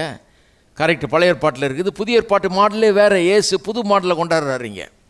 ஏசு என்ன சொல்கிறார், அது இல்லை மாடலு, என்ன போல இரு, ஏழையாயிரு, எல்லாத்தையும் விற்றுரு, எல்லாத்தையும் ஏழையில் கொடுத்துரு, ஒன்றும் இருக்கக்கூடாது உலகத்தில், எந்த அந்த உலக காரியங்களோட எந்த ஒட்டோ உறவோ இருக்கக்கூடாது, எல்லாத்தையும் உதறி எரிஞ்சிரு, உனக்கு சொந்தமாக எதுவுமே இருக்கக்கூடாது, எல்லாமே இருந்து எல்லாத்தையும் உதறி வெறுத்து விட்டு விட்டு என்னை பின்பற்றி வா. இதே வார்த்தையில் பயன்படுத்துகிறார். நான் வாசிக்க போகிறேன் பிறகு. வெறுத்து விட்டு விட்டு என்ன பின்பற்றி வா என்று சொல்லுகிறார். இப்படி ஒரு ரேடிக்கல் டிமாண்ட். ரேடிக்கல் டிமாண்ட்னா புரட்சிகரமான ஒரு நிபந்தனை, ரொம்ப ஒரு மிதமிஞ்சிய நிபந்தனை. அவரை பின்பற்ற வர்றதுனாலே எல்லாத்தையும் விட்டுட்டு வரணுமா அப்படின்னு சொல்கிறாருன்றதை நிறைய பேர் சுட்டி காமிப்பாங்க. இன்றைக்கி பொருளாதார செழிப்பை எடுத்து பிரசங்கம் பண்ணுறவங்களாம் இது சுட்டி எல்லாத்தையும் விட்டு வர சொல்லியிருக்கு. நான் ஒருத்தரை கேட்டேன், உங்கள் சபையில் அதை பிரசங்கம் பண்ணுறீங்களா? 50 பேர் வர்றாங்களே, அவங்கெல்லாம் எல்லாத்தையும் விட்டு வந்துட்டாங்களா? வேலையை விட்டாங்களா? குடும்பத்தை விட்டாங்களா? சொல்கிறார் அவர் விட சொல்லி. தாப்பன தாயெல்லாம் விட்டாங்களா? மனைவி பிள்ளைகள்லாம் விட்டாங்களா? வீட்டு நிலத்தெல்லாம் விட்டாங்களா? எல்லாத்தையும் விட்டாங்களா? விட்டு வெறுத்துட்டாங்களா? அப்படி தான் வந்திருக்காங்களா அவங்களுக்கு? அப்புறம் தலையை சொல்லிடுறாரு, இது இல்லை பிரதர், எல்லாத்தையும் விட்டு வர சொல்லியிருக்க. அப்போ பிரசங்கம் பண்ணிங்களா நீங்கள்? இதனால தான் சில காரியங்கள் அப்படி மேல் பூச்சா தெரிஞ்சு கொள்றதுல பிரயோஜனம் கிடையாது. மேற்பூச்சா அப்படியே பார்த்து விட்டு வர சொல்லியிருக்கு அப்படின்னு சொன்னால் யார் விட்டு வர்றா? இன்றைக்கி அதை பிரசங்கம் பண்ணால் ஒரு ஆள் கூட இருக்க மாட்டீங்க நீங்களே. இங்கே எல்லாத்தையும் விட்டு வேணால் வேலையை விடுறதுக்கு ரெடியா? மனைவி பிள்ளைங்க பெற்றோர் எல்லாத்தையும் விடுறதுக்கு ரெடியா? வீடு வாசல் எல்லாத்தையும் விடுறதுக்கு ரெடியா? இதை பிரசங்கம் பண்ணால் ஒரு ஆள் கூட இங்கே இருக்க மாட்டீங்க. அப்போ விட்டு வர்றதுன்னா என்னன்றதை கண்டுபிடிக்கணும். இதெல்லாம் எப்படி வியாக்கியானம் பண்ணுறதுன்னு தெரிஞ்சுக்கணும். எதையோ ஒன்று எடுத்து வச்சுக்கிட்டு சில வசனங்கள் எடுத்து வச்சுக்கிட்டு இப்படி சொன்னார் அப்படி சொன்னார் இதுதான் உண்மையாக்கும் சொல்கிறவங்களுக்கே விலங்குல எது உண்மைன்று அதுதான் எனக்கு காண்பிக்க போகிறேன். நான் உங்களுக்கு எது உண்மைன்னு விளக்கி காண்பிக்கிறேன். அடுத்த வாரம் வரும்போது சில வியாக்கியானம் பண்ணுகிற இதெல்லாம் காண்பிக்க போகிறேன் எப்படி பண்ணுறதுன்னு. ஆனால் இன்றைக்கி இதுக்குள்ளே நுழைவோம். சிக்கல் எங்கே வருது தெரியுமா? இதில் எங்கன்னா the character of Jesus and his own words, the demands that he makes. அவருடைய வாழ்க்கையை அவர் இருக்கிற விதத்தை பார்த்தாலும் அவருடைய டிமாண்ட்ஸ் எப்படிப்பட்ட நிபந்தனைகளை விதிக்கிறார். தன்னை வந்து தன்னோடு சேர்ந்து ஒளிஞ்சிய விரும்புகிறவர்களுக்கு அல்லது தன்னை பின்பற்ற வருகிறவர்களுக்கு என்ன நிபந்தனை விதிக்கிறார் என்று பார்த்தால் ரொம்ப கடினமான நிபந்தனைகளாக இருக்கிறது. அங்கே தான் சிக்கல் வருது. நிபந்தனைகளை பார்த்தீங்கன்னா கம்ப்ளீட் பாவர்ட்டியை அவர் டிமாண்ட் பண்ணுற மாதிரி தெரியுது. நீ ஒன்றுமே இருக்கக்கூடாது உனக்கு அப்படின்னு சொல்கிற மாதிரி தெரியுது. சில வசனங்களை வாசித்து காண்பிக்கிறேன். உலகத்தோட எந்த ஒட்டோ ஏதோ இருக்கக்கூடாது, செப்பரேட் ஆகிடணும் நீ கம்ப்ளீட்டாக. அதோட அட்டாச்மெண்ட்டே இருக்கக்கூடாது, அதோட எந்த தொடர்பு உனக்கு இருக்கக்கூடாதுங்கிற மாதிரி அந்த மாதிரி ஒரு இதில் அவர் பேசுகிறதாக தெரிகிறது. இது வந்து லூக்கா எழுதின சுவிசேஷத்தில் ரொம்ப உச்சகட்டத்தை எட்டுகிறது. லூக்கா எழுதின சுவிசேஷம் முழுக்க முழுக்க இந்த மாதிரி இருக்குது. பைபிள்லேயே லூக்கா எழுதின சுவிசேஷத்தில் தான் பொருளாதாரத்தை பற்றி நிறைய பேசப்படுகிறது. நல்லா ஞாபகம் வச்சுங்க, பொருளாதாரத்தை பற்றி நிறைய பேசுகிறது லூக்கா எழுதின சுவிசேஷம், அடுத்தபடியாக உபாகமம். ஓகே, அப்போ இந்த லூக்கா எழுதின சுவிசேஷத்தில் ரொம்ப எக்ஸ்ட்ரீம் டிமாண்ட்ஸாக இருக்குது. ஆனால் அதே நேரத்தில் இன்னும் சில வசனங்கள் அதே லூக்கா எழுதின சுவிசேஷத்துலையும் சரி, அல்லது மத்தேயு, மார்க்கு, யோவான் போன்ற மற்ற சுவிசேஷங்கள்லையும் மற்ற இடங்கள்லையும் புதிய ஏற்பாட்டிலையும் பழைய ஏற்பாட்டிலையும் சரி, இப்படிப்பட்ட நிபந்தனைகள் எதுவுமே இல்லை. இயேசுவை பின்பற்றுகிறதுக்கு, விசுவாசியாக இருப்பதற்கு அல்லது சீஷராக இருப்பதற்கு இப்படிப்பட்ட நிபந்தனைகள் எதுவுமே விதிக்கப்படவில்லை. இன்னும் கேட்டால் அங்கெல்லாம் எப்படி சொல்கிறாங்க, எப்படி சொல்லப்படாது, இன்னும் சில வசனங்கள் எப்படி சொல்லப்பட்டிருக்குதுன்னா, இப்படி நிபந்தனை விதிக்கிறதுக்கு பதிலாக எல்லாத்தையும் விற்றுட்டு வா, ஏழைகளுக்கு கொடுத்துட்டு வா, இங்கே ஒன்றும் இருக்கக்கூடாது, பரலோகத்தில் நான் உனக்கு பொக்கிஷம் இருக்கணும் அப்படின்னு சொல்கிறத விட்டுவிட்டு, ஆளுகை, அந்தஸ்து, மகிழ்வை இந்த உலகத்தில் அனுபவிக்கணும், நிறைவு இங்கே உண்டாயிருக்கணும், ஒரு ஒரு ஒரு வசதியும் வாய்ப்பையும் நாம் இந்த உலகத்தில் அனுபவிக்க வேணும் என்கிற விதத்தில் அது போதிப்பது போல தெரிகிறது. உலகத்தை சுத்தமாக வெட்டி எரிஞ்சிடணும் அப்படிங்கிற மாதிரிலாம் அங்கே போதிக்கப்படவில்லை. இப்படி ரெண்டு சைடும் இருக்குது பாருங்கள். ஒன்று சுத்தமாக தூக்கி எரிஞ்சிரு, எல்லாத்தையும் விற்று கொடுத்துரு, ஒன்று இருக்கக்கூடாதுன்ற மாதிரி சொல்லுது. இன்னொன்று அப்படியெல்லாம் எந்த நிபந்தனையும் அங்கே சொல்லப்படவில்லை. இயேசு எப்படி சித்தரிக்கப்படுகிறார்னு பாருங்கள், சுவிசேஷங்கள் எப்படி சித்தரிக்கப்படுகிறார்னு பாருங்கள். ரெண்டு விதமாக சித்தரிக்கப்படுகிறார். அதனால தான் ரெண்டு விதமான வசனத்தை வாசித்தேன் இன்றைக்கி. ஒன்று 8ஆம் அதிகாரத்தில் இந்த மத்தேயில 20ஆம் வசனம். அது என்ன சொல்லுகிறது? அவரே சொல்கிறாரு, நரிகளுக்கு குழிகள் உண்டு, ஆகாயத்து பறவைகளுக்கு கூடுகள் உண்டு, ஆனால் மனுஷகுமாரனுக்கோ தலை சாய்க்க. இதை வாசித்த நிறைய பேர் அப்படி தான் சொல்லுவாங்க. அவர் தலை சாய்க்க கூட இடம் இல்லாத ஆள், வீடு இல்லாத ஆள். அவருக்கு வீடே இல்லை தெரியுமா உங்களுக்கு? அவருக்கு சொந்தமாக வீடே இல்லை தெரியுமா அப்படிம்பாங்க. இது ரொம்ப ஃபேமஸ் வேர்ஸ், எல்லாருக்கும் அது ரொம்ப பிடிச்ச வசனம். அவருக்கு வீடு இல்லைன்றதுலேயே உங்களுக்கு பெரிய சந்தோஷம். அவருக்கு வீடு இல்லை, அவருக்கு ஒன்றுமே இல்லை. கிறிஸ்தவன்னா அப்படி தான் இருக்கணும், பிரசங்கியாருன்னா அப்படி தான் இருக்கணும், ஊழியம் செய்கிறவன்னா அப்படி தான் இருக்கணும், விசுவாசினா அப்படி தான் இருக்கணும். இப்படி போயிச்சு தான் எல்லாம் அப்படி இருக்கிறாங்க இன்றைக்கி நிறைய பேர். அப்படி அந்த வசனம் இருக்குது. தலை சாய்க்க கூட இடம் இல்லாதவரை போல சித்தரிக்குதாங்க அந்த வசனம். இன்னொரு வசனம் வாசித்தேன் 11ஆம் அதிகாரத்திலேருந்து 19ஆம் வசனம் இல்லையா? அந்த வசனம் என்ன சொல்லுது? 18ஆம் வசனம் சொல்லுது, யோவான் ஸ்நானம் புசிக்கிறவன் இல்லை, குடிக்கிறவனும் இல்லை, அவன் ரொம்ப உபவாசக்காரன், அவன் வேறு விதமான பிரசங்கியார், அவன் சென்னை பிரசங்கியார் மாதிரி. அவன் ஒரு மாதிரி ரட்டுடுத்தில சாம்பலில் இருக்கிறவன் மாதிரி, அவன் எப்போவுமே அந்த மாதிரி ஒரு வாழ்க்கையை அவன் வாழ்ந்து கொண்டு வந்தான். ரொம்ப சிம்பிள் லைஃப். அவன் போஜனம் பண்ணாதவனாய் வந்தான். அவனை பார்த்து என்ன சொன்னான்? அவன் சாப்பிடக்கூட இல்லை, சரியாக பாருங்கள், எந்நேரம் பார்த்தாலும் உபவாசம் டைப். அவனை பார்த்து என்ன சொன்னான்? இவனுக்கு ஏதோ பிசாசு பிடிச்சிருக்கு அப்படின்னாங்களாம். 18ஆம் வசனத்தில் பார்த்தீங்கன்னா 19ஆம் வசனம் சொல்லுது, இயேசு போஜனம் பண்ணுகிறவராய் வந்தார். தான் வாசித்தேன். அதுக்கு அவங்க என்ன சொல்கிறாங்க? இவர் போஜன பிரியனும் மதுபான பிரியனுமாய் இருக்கிறார், வரி வசூலிக்கிறவர்களும் பாவிகளும் இவர்களுக்கு சிநேகிதர்களாக இருக்கிறார்கள் அப்படின்னு ஒரு அக்யூஸ் பண்ணுறாங்க. Drunkard and glutton, friend of sinners and tax collectors அப்படின்னு சொல்லி இவர் அது பண்ணுறாரு. ரெண்டு எக்ஸ்ட்ரீம்ஸ். ஒரு எக்ஸ்ட்ரீம்னா தலை சாய்க்க கூட இடம் இல்லாத ஆள் இவர் அப்படின்ற சித்தரிப்பு, அப்படி ஒரு பிக்சரு. இன்னொரு பிக்சர் என்ன? இவர் பாவிகளோடும் டாக்ஸ் கலெக்டரோடும் ஃப்ரெண்ட்ஷிப் வச்சுட்டு இருக்கிற ஆள். எந்நேரம் பாருங்கள், இந்த வீட்டில் சாப்பிட்றாரா, அந்த வீட்டில் உபவாசம் தான் பண்ணுறாரா, உபவாசம் பண்ணலையேன்றது அவரை பற்றி கம்ப்ளைண்ட்டு. சரி, நம்ம சென்னை பிரசங்கியாரெல்லாம் அங்கே இருந்திருப்பாங்க போல கொஞ்சம் பேர்லாம், இவங்க தாத்தா பாட்டியெல்லாம். எங்கே உபவாசம், எங்கே காணும்? முதல்ல இருந்ததோடு சரி, அதுக்கப்புறம் மறந்தாச்சா? சீஷர்களும் உபவாசம் இருக்கிறதில்ல, போகிறப்பெல்லாம் தின்னுட்டு இருக்கிறான்ல இவனுங்க. ஏன் வழியில் தான் பார்த்தா கூட பறித்து திட்டுறானுங்க. தான் கம்ப்ளைண்ட் அவங்களுக்கு அதை பற்றி. எப்போ பார்த்தாலும் சாப்பிட்றதுலே இருக்கிறாங்களே இவங்க. கேட்டால் இந்த வீட்டில் சாப்பிட்றாரு, நாளைக்கு அந்த வீட்டில் சாப்பிட்றாரு, ஒரு நாளைக்கு ஒரு வீட்டில் சாப்பாடாக இருக்குது. போஜன பிரியனும் மதுபான பிரியனும் பாவிகளின் வரி வசூலிக்கிறவன் சிநேகிதனுமாக இருக்கிறான்னு சொல்லி அப்படி ஒரு குற்றஞ்சாட்டு. ரெண்டு எக்ஸ்ட்ரீம். தலை சாய்க்க கூட இடம் இல்லாதவன்றாங்க, அதே நேரத்தில் நிறைய சாப்பிட்றாரு, எப்போ பார்த்தாலும் விருந்தில் இருக்கிறாருன்னு அப்படி இருக்காங்க. எதை நம்புறது சொல்லுங்கள்? எப்படிப்பட்ட இயேசு இந்த இயேசு?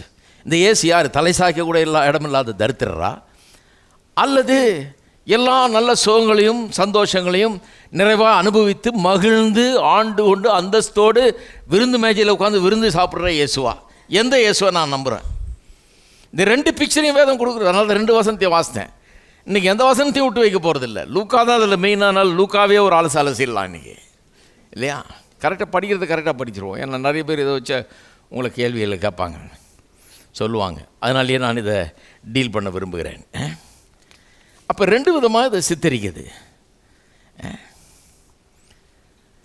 இந்த 2வது விதத்தை நிறைய பேர் சொல்கிறதே கிடையாது. பாருங்கள், அவர் ஏழை, அவர் தலை சாய்க்க இடம் இல்லை, உலகத்தில் அவருக்கு ஒன்றும் இல்லை, அவருக்கு ஒரு வீடு இல்லை, அது இல்லை, இது இல்லை, ஒன்றுமே கிடையாது அப்படின்றத நிறைய சொல்கிறாங்க. இன்னொரு சைடு சொல்கிறதே இல்லை. என்னது? அவர் புசிப்பும் குடிப்புமா இருந்தார், அவர் நல்ல வசதிகளை அனுபவித்தார், அவர் ஒன்றும் பிச்சைக்காரராக இல்லை, அவர் ஒன்றும் இல்லாதவரா இல்லை. அவர் வாழ்ந்த விதம், இன்னும் கேட்டால் அவர் எவ்வளோ புசிச்சார் குடித்தார்ன்றது ஒரு பெரிய கம்ப்ளைண்ட்டாகவே ஆயிடுச்சு. இவ்வளவு சாப்பிட்லாமா, இவ்வளவு விருந்து சாப்பிட்றதுலேயே இருக்கலாமா அப்படின்ற ஒரு பெரிய கம்ப்ளைண்ட்டே வந்துருச்சு. அந்த மாதிரி இருந்தார். அதுவும் இல்லாமல் கொஞ்சம் கூட ஒரு அவமான உணர்வே இல்லாமல் பாவிகளோடும் வரி வசூலிக்கிறவர்களோடும் நண்பர்களாக அவர் இருந்தார். இதெல்லாம் இன்னொரு சைடு பிக்சர். இதை குற்றஞ்சாட்டுறாங்க அவரை இப்படி இருக்கிறாருன்னு சொல்லி. ஆனால் அவருடைய சீஷரில் கேட்டிங்கன்னா அவங்க என்ன சொல்லுவாங்க? அவங்க இன்னும் கொஞ்சம் வித்தியாசமாக சொல்கிறாங்க. அவங்க என்ன சொல்கிறாங்க? அவர் சந்தோஷத்தை கொண்டாடுறார், சமாதானத்தை கொண்டாடுறார், விடுதலையை கொண்டாடுறார், சுகம் கொண்டாடுறாரு. அவர் வர்ற இடமெல்லாம் பிசாசு அலறி ஓடுது, வியாதிகள் சுகமாகுது, ஜனங்கள் விடுதலை ஆகிறாங்க, வீடுகளில் சந்தோஷம் சமாதானம் வருகிறது அப்படின்னு அவரை குறித்து நல்ல ரிப்போர்ட் அவங்க சொல்கிறாங்க. இன்னும் சொல்கிறாங்க அவர் ஒரே போஜன பிரியனாக இருக்கார், மதுபான பிரியர். அவங்க சொல்கிறாங்க, சீசல் சொல்கிறாங்க, இல்லை இல்லையா அவர் ரொம்ப சந்தோஷம் சமாதானத்தையும் விடுதலையும் எல்லாத்தையும் கொண்டாடுறார் ஜனங்களுக்கு அப்படின்றாரு. எல்லாத்தையும் விட்டு வர சொன்னாரே. சொன்னால் பேதுரு மாதிரி ஆளுங்க சொல்லுவாங்க, இல்லைங்க கேட்குறதுக்கு அந்த மாதிரி இருக்குது, விட்டு வர சொன்ன மாதிரி இருக்குது. கடைசியில் அவரே சொல்லியிருக்கிறார், எவனாக வீட்டை ஆடும் நல்லத்தை ஆகிலும், தாயாயும் தாப்பனி ஆகிலும், சகோதரியாகும் சகோதரி ஆகிலும், எதையாகிலும் விட்டால் இம்மையிலும் மறுமையிலும் நூறத்தனையாத திரும்ப பெறுவான்னு அவரே சொல்லியிருக்கார். ஆகவே நாங்கள்லாம் இதுக்கு முன்னால் வச்சுருந்ததை விட நிறையா வச்சுருக்கிறோம். எவ்வளோ விட்டு வந்தோமோ அவ்வளோ எல்லாத்தையும் விட்டு தான் வந்தோம். ஆனால் வந்த பிறகு இருந்ததை விட இப்போ ஏற்கனவே நிறையா இருக்குதுன்னு சொல்கிறாங்க. எந்த ரிப்போர்ட்டை நம்புறது? நம்ம இப்படி இடக்கு முடக்காக இருக்குது. ஒரு பக்கம் போனால் எல்லாம் விட்டுட்டு வாண்டுறாரு. இவனை கேட்டால் சொல்கிறான், இம்மையிலும் மறுமையிலும் நூறத்தனையாக பெறுவேன்னு சொல்லியிருக்கார். ஆகவே அவரை விட்டு வந்ததில் எங்களுக்கு எந்த நஷ்டமும் கிடையாது, நல்லா தான் இருக்கணும். பேதுருவெல்லாம் பாருங்கள், மீன் பிடிக்கிற தொழில் பண்ணிட்டு வந்தார். மீன் பிடிக்கிற தொழில் ஒன்றும் லேசான தொழில் இல்லை. இந்த காலத்தில் மீன் பிடிக்கிற தொழில் ஓகோன்னு இருந்தது அந்த வட்டாரங்களில். மீன் ரொம்ப பிரதானமான ஒரு ஆகாரம். அங்கே அந்த தொழிலுக்கு பெரிய மதிப்பு இருந்ததுதான். அதில் இவர்களுக்கு வேலைக்காரர்கள் இருந்தார்கள், வலைகள் இருந்தது, சொந்தமாக படகுகள் இருந்தது. அப்போ ஓரளவுக்கு வசதி உள்ள ஆட்கள் இவங்கெல்லாம். பேதுரு இயேசு எல்லாத்தையும் விட்டுட்டு வாப்பா, உன்னை தரித்திரமாக இருக்கிறதுக்கு அழைக்கிறேன், தரித்திரத்துக்கு அழைக்கிறேன், வா என்னோட சேர்ந்து நீ கஷ்டப்படு. நானும் கஞ்சியும் கூழையை குடிச்சிட்டு பிரசங்கம் பண்ணிகிட்டு இருக்கிறேன், நீ என்னோட ஜாயின் பண்ணிக்க, உனக்கு ஏதோ கஞ்சியை கூழை ஊற்றுவேன் வா அப்படின்னு சொல்லி அவனை அழைச்ச உடனே, ஆண்டவரே என்னை ஒப்பு கொடுக்கிறேன், எல்லாத்தையும் விட்டுடுறேன், உமக்கு தியாகம் பண்ணிடுறேன், வந்துடுறேன், கஷ்டப்படுறதுக்கு நான் ரெடி அப்படின்னு போன மாதிரி சிலர் சொல்கிறாங்க. இதுக்கு தான் எல்லோரும் சொல்கிறத நம்பக்கூடாது. உண்மை எப்படி? ஒரு நாள் அவன் மீன் பிடிக்க போனான், ஒரு மீன் கூட அகப்படல, முழுதும் பிடிச்சான். பெரிய எக்ஸ்பர்ட் மீன் பிடிக்கிறதில்ல, அந்த குளத்திலே பிறந்தவன், அவனுக்கு ஒரு மீன் கூட பிடிக்க முடியல. வலையை கழுவிட்டு வீட்டுக்கு போகலான்னு வெறுப்பில் இருந்தான். வெறுங்கையோடு தான் போகணும், இன்றைக்கி சம்பாத்தியம் இல்லைன்னு. அப்போ இயேசு வர்றார், படகை கொஞ்சம் கொடு அப்படின்றார். கேட்டு வாங்கி கடலில் போய் அதை தள்ளி விட்டு அதில் உட்காந்துக்கிட்டு பிரசங்கம் பண்ணுறாரு. ஜனத்திரள் பிரசங்கத்தை கேட்குறாங்க. பிரசங்கம் பண்ணி முடித்தோடனே படகை ஃப்ரீயாக கொடுத்தவனுக்கு சும்மா திரும்ப படகுக்கு தரக்கூடாது இல்லையா? யாராவது கொஞ்சம் கறி மீன் செஞ்சு கொண்டாந்து கொடுத்தாங்கன்னா அந்த டிஃபன் பாக்ஸில் கொஞ்சம் லட்டு வச்சு தான் திருப்பி தர்றோம்ல நம்ம. ஒரு பண்பு. சும்மா வாங்கிட்டு இருந்தால் சாப்பிட்டாச்சு போ அப்படின்னு கொடுக்குறது இல்லை. அது உள்ளே ஏதாவது வச்சு தர்றோம். ஏன்னா அவங்க அவ்வளோ அன்போடு கொண்டாந்துருக்குறாங்க. நம்மளும் கொஞ்சம் அவங்களுக்கு பிரதியுத்தரவு காண்பிக்கணுமேன்னு சொல்லி ஏதோ ஒன்று வச்சு கொடுக்குறோம். அந்த அளவுக்கு நம்மளால் செய்ய முடியலன்னா கூட எதையோ ஒன்று வாங்கியாவது வச்சு கொடுக்குறோம். இவர் என்ன பண்ணார்? இவங்ககிட்ட படவை வாங்கினார், யூஸ் பண்ணார். இவர் தேவாதி தேவன் கர்த்தாதி கர்த்தன் அவனை பார்த்தார், வலையை கழுவிட்டு இருக்கிறத சொல்கிறாரு, வலையை போடு, ஆழத்தில் போடுன்றாரு. எங்கே ஆழத்தில் போடுறது? போட்டாச்சு, ட்ரை பண்ணாச்சு, இல்லை போடுன்றார். போட்டால் வருது மீன். அவன் படகு நிரம்புது, இன்னும் பக்கத்தில் உள்ள இன்னொரு படகு நிரம்புது, வலை கிழியுது, படகு முழுகிற அளவுக்கு நிரப்பி போதும் போதும் போதுன்ற அளவுக்கு நிரப்பி திருப்பி கொடுக்குறார். இதை பண்ண பிறகு தான் சொல்கிறாரு, நீ மீனை பிடிச்சிட்டு இருக்கிறப்பா, உன்னை மனுஷனை பிடிக்கிறவனாக்குற, நீ என்னை பின்பற்றி வான்றாரு. எல்லாத்தையும் ஊட்டிட்டு போயிட்டான். பெரிய இவன் இப்போ யூதர்கள் சாதாரணமான ஆள் இல்லை பாருங்கள், ரொம்ப யோசனையான ஆளுங்க. வந்து கஷ்டப்பட்டு கூழு கூடினா வரமாட்டான். பார்த்தான் அடே மீனெல்லாம் சொல்கிற இடத்துல வந்து ஆஜராகுது, இவருக்கு தேடி வருது. இப்படி 2 வாரத்தில் பிடிக்க வேண்டிய மீனை ஒரே நாளில் பிடிச்சானா பாருங்கள். 2 வாரத்தில் பிடிக்க வேண்டிய மீனை ஒரே நாளில் பிடிச்சிருக்கிறான். அப்போ அவனுக்கு தெரியுது என்ன மாதிரி இது என்ன பயங்கரமான நாளாக இருப்பார் போல இருக்குது. இவரை பின்பற்றினா நான் பசி பட்டினியே இருக்காது நமக்கு, இவரை ஃபாலோ பண்ணி போகலாம், இவர் இப்போ சொல்கிறத நம்ம செய்யலாம்னு சொல்லி அப்படி தான் இயேசுவை பின்பற்றி போனான். ஹலோ, அவன் தான் பிற்பாடு ஒரு நாள் இயேசுகிட்ட கேட்குறான். இன்னொருத்தன்ட்டு அவர் பேசிகிட்டு இருக்கும்போது எல்லாத்தையும் விற்றுட்டு வான்னு அவனுக்கு சொல்லிகிட்டு இருக்காரு. இவன் கேட்குறான், ஐயோ நாங்கள் ஏற்கனவே எல்லாத்தையும் விட்டு வந்திருக்கிறோமே, எங்கள் கதி அப்படின்றான். அப்போ தான் சொல்கிறாரு, எவனாவது வீட்டையாவது நிலத்தையாவது சகோதர சகோதரிகளையாவது மனைவி பிள்ளைகள் தாய் தாப்பன் எதையாவது விட்டு வந்தா இம்மையிலும் மறுமையிலும் அவன் நூறத்தனையா எல்லாத்தையும் பெற்றுக்கொள்வான்றாரு. நீங்கள் நினைக்கிறீங்களா பேதுரு அதெல்லாம் அனுபவிக்காமல் இருந்திருப்பான்னு? ஸோ இப்படி எதிரும் புதிருமா இருக்குது பிக்சர். ஒரு பக்கம் பிக்சர் எப்படி இருக்குது, இவர் எல்லாத்தையும் விட்டு வர சொல்கிறாரு, விற்றுட்டு வர சொல்கிறாரு, கொடுத்துட்டு வர சொல்கிறாரு, ஒன்றும் இருக்கக்கூடாதுன்றாரு மாதிரி இருக்குது. இன்னொரு பக்கம் என்ன இருக்குது, விட்டு வந்தவனுக்கு 100 தனியாக திரும்பி தர்றான்றாரு. ஒரு பக்கம் ஒன்றுமே இருக்கக்கூடாதுன்ற மாதிரி சொல்கிறாரு. இன்னொரு பக்கம் இருக்கிறத பார்த்தா நல்லா சாப்பிட்றாரு, போகிறாரு, வர்றாரு, விருந்து உண்றாரு, அனுபவிக்கிறாரு, எல்லாம் பண்ணுறாரு. இவர் ஒன்றும் தரித்திரத்தில் ஒன்றும் இல்லைங்கிறது விளங்குகிறது. அவரோடு ஊழியம் செஞ்ச நாட்கள்லாம் பேதுரு ஒரு நாளாவது பட்டினி இருந்திருப்பானா கேட்டு பாருங்க. அவரை நம்பி ஊழியத்துக்கு வந்து நான் ஒரு வீட்டுக்கு போன ஒரு காலத்தில் யாரோ ஒருத்தருக்கு ஒரு ஊழியக்காரனுக்கு பொண்ணு கேட்கறதுக்கு போயிருந்தேன் பாருங்கள். இது 20-30 வருஷம் இருக்கும். அப்போ அவங்களும் ஊழியக்காரங்கள் தான் அந்த வீட்டாரும். அப்போ பேசிகிட்டு இருக்கும்போது பையன் என்ன பண்ணுறாருன்னு இப்போ ஊழியம் செய்கிறாருன்னு.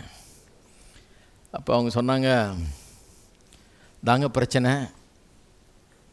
எங்கள் ஐயா அவரை அவங்க அப்பாவுக்கு அனுப்பிச்சாங்க. இவர் 3 வருஷத்துக்கு முன்னால் ஊழியத்துக்கு வந்தார், நல்ல வேலையில் இருந்தாருங்க, பெரிய வேலையில் ஊழியத்துக்கு வந்தார். வந்த நாள்லேருந்து கஷ்டம் துன்பம், கஞ்சி லாட்ரி அந்த மாதிரி கஷ்டமாக இருக்குது. ஒரு ஊழியக்கார் சொன்னார் வான்னு சொல்லிட்டு கடைசியில் 300 ரூபா தான் கொடுத்தாரு. இதை வச்சு நாங்கள் குடும்பம் நடத்த வேண்டியதாக போச்சு, படாத பாடுபட்டு கஷ்டப்பட்டுட்டோம் பிள்ளைகளெல்லாம் வளர்க்குறதுக்கு. இப்போ ஊழியக்காரருக்கு வந்து பொண்ணு கேட்குறீங்களே, எங்களுக்கு ரொம்ப பயமாக இருக்குது, வேறு ஏதாவது இருந்தால் சொல்லுங்கள். என்ன சாட்சி பாருங்கள். ஊழியத்துக்கு யாரையும் நம்பி வந்திருக்கிறாங்க, அந்த ஆள் கை விட்டார். இயேசுவை நம்பி வந்து அவர் விட மாட்டார். இதை கேட்டோடனே மாப்பிள்ளை சொல்லிட்டார், ஐயோ வேணவே வேணாங்க இதுன்ட்டு. அவ்வளோ பயம் ஊழியக்காரனாலே கஷ்டப்படுவாங்க அப்படின்னு. ஆனால் சீசல்கிட்ட கேட்குறாரு ஒரு தடவை, போன தடவை அனுப்பிச்சனே, பைய எடுக்காத, தடி எடுக்காத, அங்கி கூட எடுத்துகிட்டு போகாத, எக்ஸ்ட்ரா ஒன்றுத்தையும் எடுக்காதுன்னு சொல்லி அனுப்பிச்சனே, போனப்போ ஏதாவது குறை இருந்ததா உனக்குன்றாரு. எல்லாம் சொல்கிறான், ஒன்றுமே குறையில்லை. அது என்ன சாட்சி பாருங்கள். இயேசு கண்டையில் ஊழியத்துக்கு வந்தவன், ஊழியத்துக்கு போனவன் சொல்கிறான், அங்கி கூட எக்ஸ்ட்ரா எடுக்கல, போட்ட துணியோடு போனேன், ஒன்றுமே ஒரு எக்ஸ்ட்ரா கூட. இப்போ சில சொல்கிறாங்க இல்லையா, 2 துணி இருக்குது எனக்கு, ஒன்று இங்கே தொங்குது, ஒன்று அங்கே தொங்குது, வெளியில்லைன்னு. இது அதை விட பெரிய பரிசுத்தவான். ஒன்றுமே இல்லாமல் போனார். பைய கூட எடுக்கக்கூடாது, தடி கூட எடுக்கக்கூடாது, ஒன்றும் எடுக்கக்கூடாது, சுத்தமாக சாப்பாடு எடுக்கக்கூடாது, ஒன்றும் எடுக்கக்கூடாது. சாப்பிட்ட சாப்பாடோட போ, போட்ட துணியோட போ, ஒன்றுமே எல்லாம் இனிமேல் எல்லாம் ஒன்று எங்கேருந்தாவது வரணும், கத்தர் தான் தரணும் போனார். அப்புறம் வந்து கேட்குறாரு, எல்லாம் கிடச்சிதான்னாரு, எல்லாம் ஓகேன்றாரு. ஒருத்தங்க கூட, ஐயோ நாங்கள் பட்ட கஷ்டம் ஆண்டவரே, ஒரு 5 நிமிஷம் கொடுங்க சாட்சி சொல்லிடுறேன்னு சொல்லி இப்படி ஒரு சாட்சியை சொல்லலை. தான் சிலர் சாட்சி சொல்ல வைக்கிறதுக்கு எனக்கு பயம். என்ன சாட்சி சொல்லுவாங்களாம், கடவுளுக்கு தான் வெளிச்சம். நான் முதல்ல கேட்டுக்கிறது, கொஞ்சம் சாட்சி என்கிட்ட சொல்லுங்கள் முதல்ல. சொன்ன பிறகு அது நல்லா இருந்தால் எப்படி சொல்கிறது, இங்கே சொன்னீங்களா அதே மாதிரி சொல்லுங்கள், அங்கே போய் மாற்றிடாதீங்க.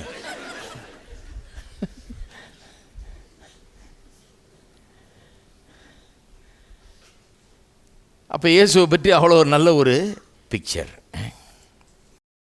2 பக்கம் இருக்குது, அதுதான் சொல்ல வரேன். இந்த 2 விதமான வசனங்களை வாசித்தேன். தலை சாய்க்க இடங்களோ இல்லைன்ற மாதிரி ஒரு வசனம், போஜன பிரியர் மதுபான பிரியர், எப்போ பார்த்தாலும் விருந்து சாப்பிட்றாருன்ற ஒரு கம்ப்ளைண்ட், அந்த மாதிரி ஒரு வசனம். 2 எக்ஸ்ட்ரீம்.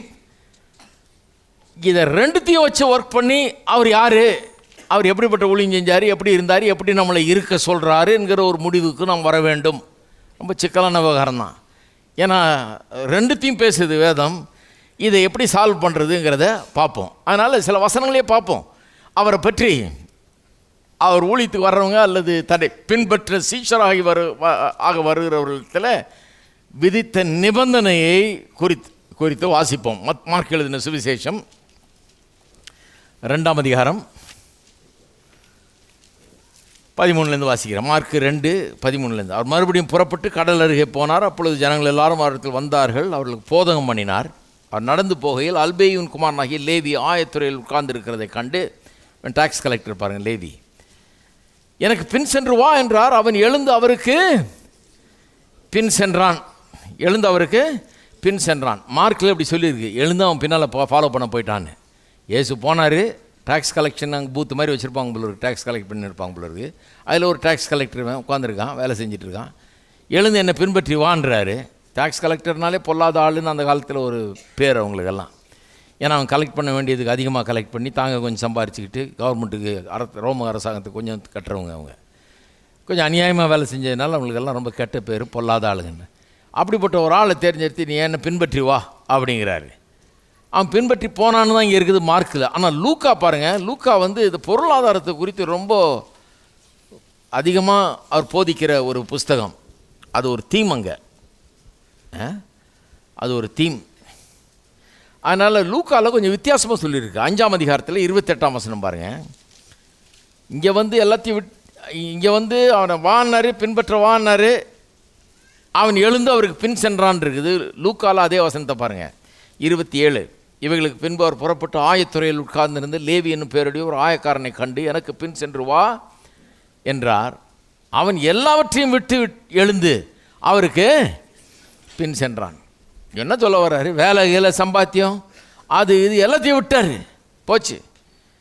ஒரே நாளில் வான்னு சொன்னோடனே எல்லாத்தையும் விட்டுட்டு, வேலைகளை போனாலும் போகிறாலும் எல்லாத்தையும் விட்டு எழுந்திரிச்சு இயேசு பின்னால் போக ஆரம்பிச்சிட்டான். அந்த எல்லாவற்றையும் விட்டு எழுந்து அவருக்கு பின் சென்றான்னு சொல்லியிருக்கு பாருங்கள். இது திரும்ப நிறையா இந்த லூக்கா எழுதின சுவிசேஷத்தில் நிறைய தடவை இப்படி வருது. லூக்கா எழுதின சுவிசேஷத்தில் அது ரொம்ப விசேஷமான வார்த்தைகள். லூக்கா 9ஆம் அதிகாரத்துக்கு திருப்புங்க. 9ஆம் அதிகாரம், லூக்கா 9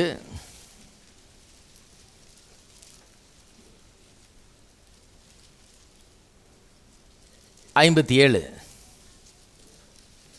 57க்கு முன்னால் என்ன நடக்குதுன்னு சொல்லிடுறேன்.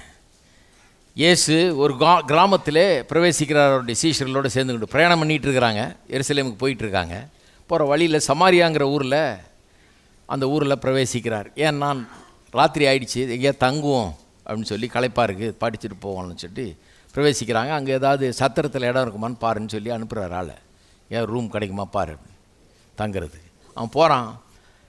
இந்த சமாரியர்களுக்கும் யூதர்களுக்கும் இடையே பெரிய இன வேறுபாடு இருக்குது, ஒரு ஜாதி சண்டை இருந்து வருகிறது. அதனால் இவன் யூதன்னு தெரிஞ்ச உடனே அந்த சீசனை பார்த்த உடனே அந்த உள்ளூர் ஆள் சொல்லிட்டான், போயிட்டே இருந்தால் உத வாங்குவேன், போயிட்டே இருங்க, நிற்காத, யூதர்களுக்கு இங்கே என்ன வேலை, எருசலேமுக்கு போகிறன்றப்போ அங்கே போ, இங்கே வராது அப்படின்ட்டான். ரொம்ப கோபமாக வர்றான். அந்த சீசர் இயேசுக்கிட்ட சொல்கிறான், இந்த மாதிரி அவன் சொல்கிறாங்க, இந்த மாதிரி போனோம், அவனுக்கு எவ்வளோ கொழுப்பு இருந்தால் போயிட்டே இரு, இங்கே வராதன்றான். நம்மளை யாருன்னு தெரியாது, நீர் யாருன்னு தெரியாது, உம்முடைய அனாயிண்டிங் என்னன்னு தெரியாது, பவர் என்னன்னு தெரியாது.